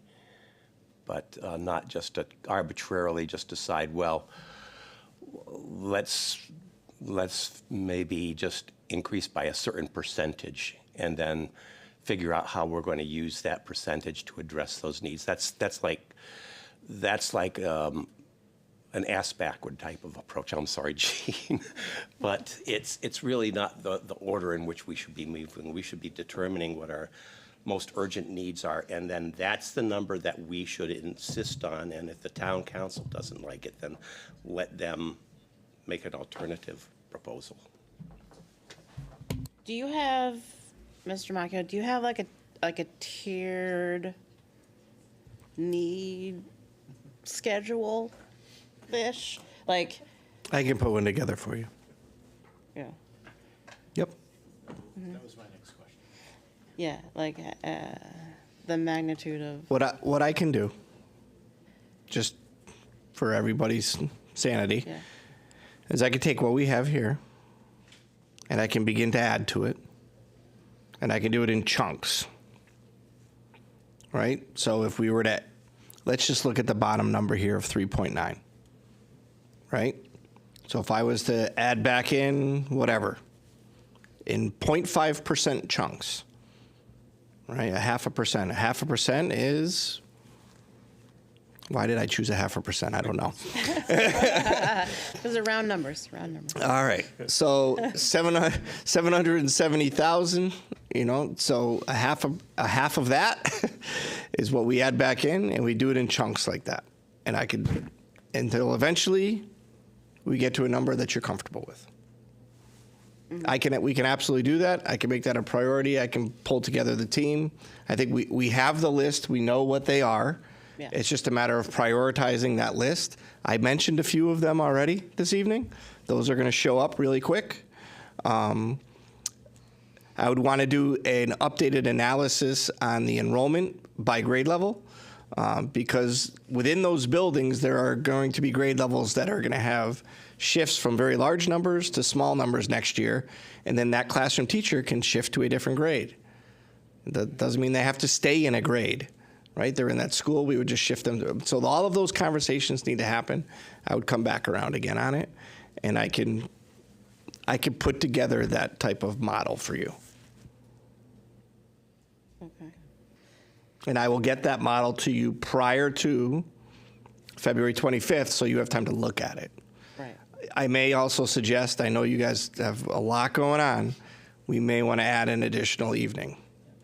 I mean, yeah, if we're gonna, obviously this conversation, I don't even think would be wrapped up in the next We're not board even, meeting. We're not even in the We're beginning of the not even in the conversation. ballpark yet. So maybe we do need a special meeting. I mean, you could have a simple one-item agenda, special meeting budget workshop, I believe is what we would call it, right, Kath? Yeah. You can even hold it right in that corner.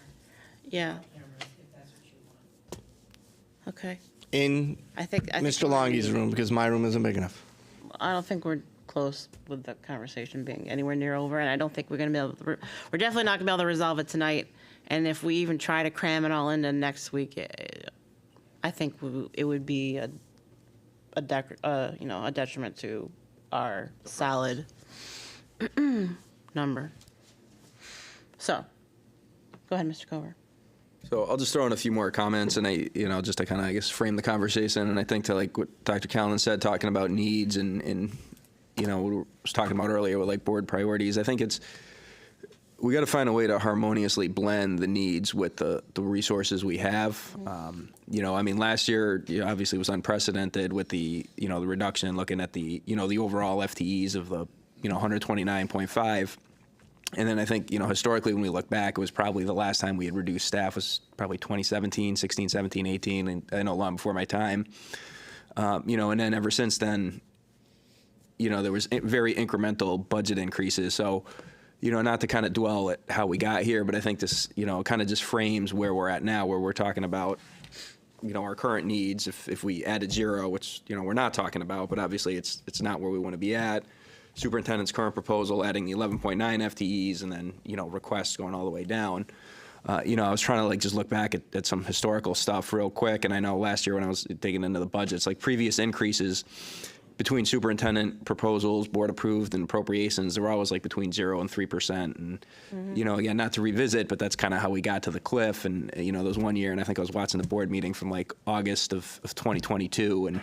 And that year, the budget went up, it just went up 2.31%. But that year, the superintendent and the board welcomed, 47 more certified staff, which was great for that school year, but it wasn't realistic for that long-term sustainment. So, again, not to dwell on what happened, but to kind of take the lessons learned from that. And, now when we're talking about anywhere between 0 and, again, maybe 11 and 92,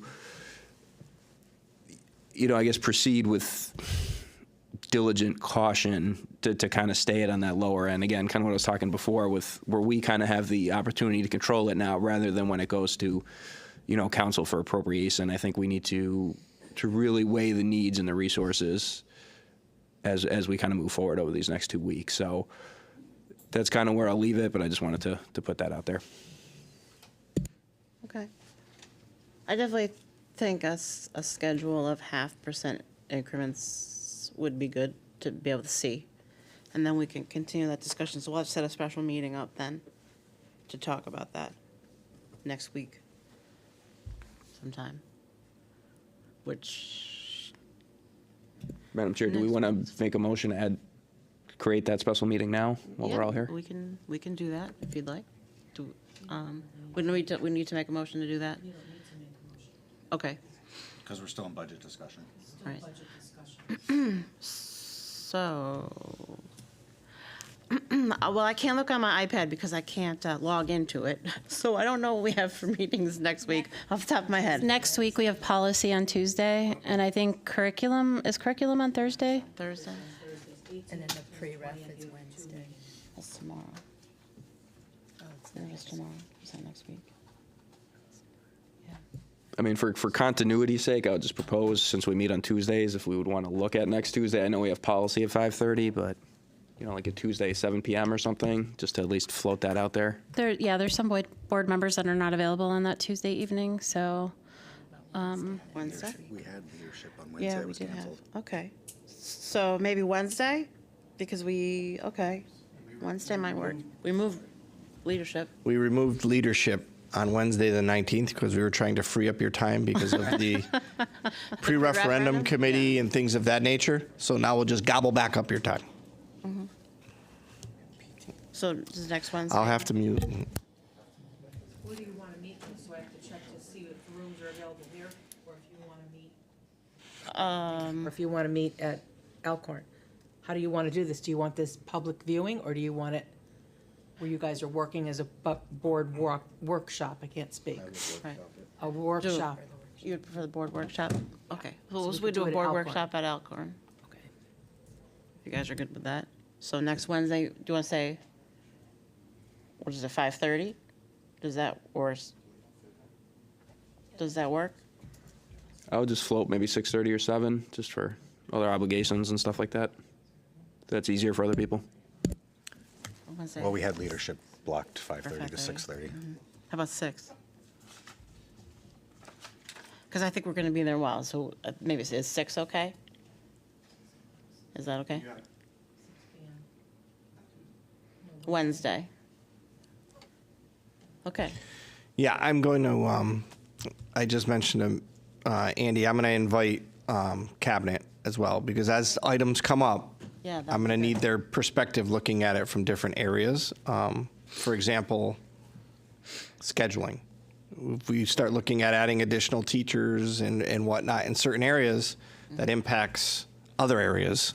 So we have to be able to have all of that piece. I'll try to get a lot of that work done before, but I will put an invite out to see if anybody can make it. All right, so next Wednesday at 6, we'll meet in Elkhorn, in your office, Mr. Deputy Superintendent. My office, or if we can't fit, we'll go downstairs to the Oh, youth that service big conference room. social service conference room That down might be there? a better one. That's a good room. Yeah. Okay. All right, so Does anybody else want to add any other discussion, or are we okay with taking it back up next Wednesday? You good? Okay. All right, so let's move on then. Thank you for doing that, by the way, everybody. All right, so board committee reports. Curriculum committee. Not until next Thursday, the 20th of February. Okay. Finance and budget committee. All right, thank you, Madam Chair. So Finance and Budget Subcommittee last met on Monday, February 3rd. Our next meeting will actually be, and we changed our next meeting, so let me give you the correct information on that. So the next meeting of the Finance and Budget Committee was moved to Tuesday, March 4th at 5:30 p.m. Approval and accounts of payroll for January were reviewed. We'll be talking about those later tonight during agenda item 15. And as usual, I'll just give a quick summary that we reviewed during the subcommittee meeting. So out of our current year appropriated budget, $77,429,555. Our actual expenditures, including offsets year to date, is $44,034,305, leaving us at a end of year projection of $75,678,658. So this does leave a projected variance of the $1,600,897 that we talked about as a potential non-lapsing fund or to be utilized for other purposes. We also reviewed grant summary, district level accounts, student level accounts, and some other reports that I'm working on getting added into the Finance Committee's regular battle rhythm. So pending any questions, that'll conclude my report. Thank you, Mr. Kober. Policy committee. Our next meeting will be held next week, Tuesday, February 18th at 5:30. Okay. Leadership, we met last Wednesday. Our next meeting is on Wednesday, March 5th. Okay, so liaison, school reports and updates. Anybody want to go for it? Dr. Kelman? Very quickly. With respect to Head Start, the application for the federal Head Start grant has been accepted. And Head Start is accepting applications for the coming school year. To apply, please contact Kelly Bowles at 860-253-4717. That's it. Thank you. Okay. Mr. Kober? Thank you, Madam Chair. So quick shout out to Henry Barnard, friends and family. I do want to mention that actually earlier tonight was the kindergarten science night. It was a successful event. I think there was probably about a third of the parents and caregivers of students that participated. And again, this was a kindergarten science night conducted at the Henry Barnard in their cafeteria multi-purpose room. And there'll be future science nights partnered with the Connecticut Science Center for first grade and second grade. And there's also some upcoming math and literacy nights that are upcoming as well. And the usual, keep an eye out for the PigCat newsletter, which is now disseminated on Parent Square. And that weekly newsletter comes out on Fridays. So that's all I have. Thank you. Okay. Anybody else? Ms. Acree? The Prudence Crandall Readathon will be taking place on Thursday, March 13th. Your child will bring home their pledge envelope tomorrow, February 12th.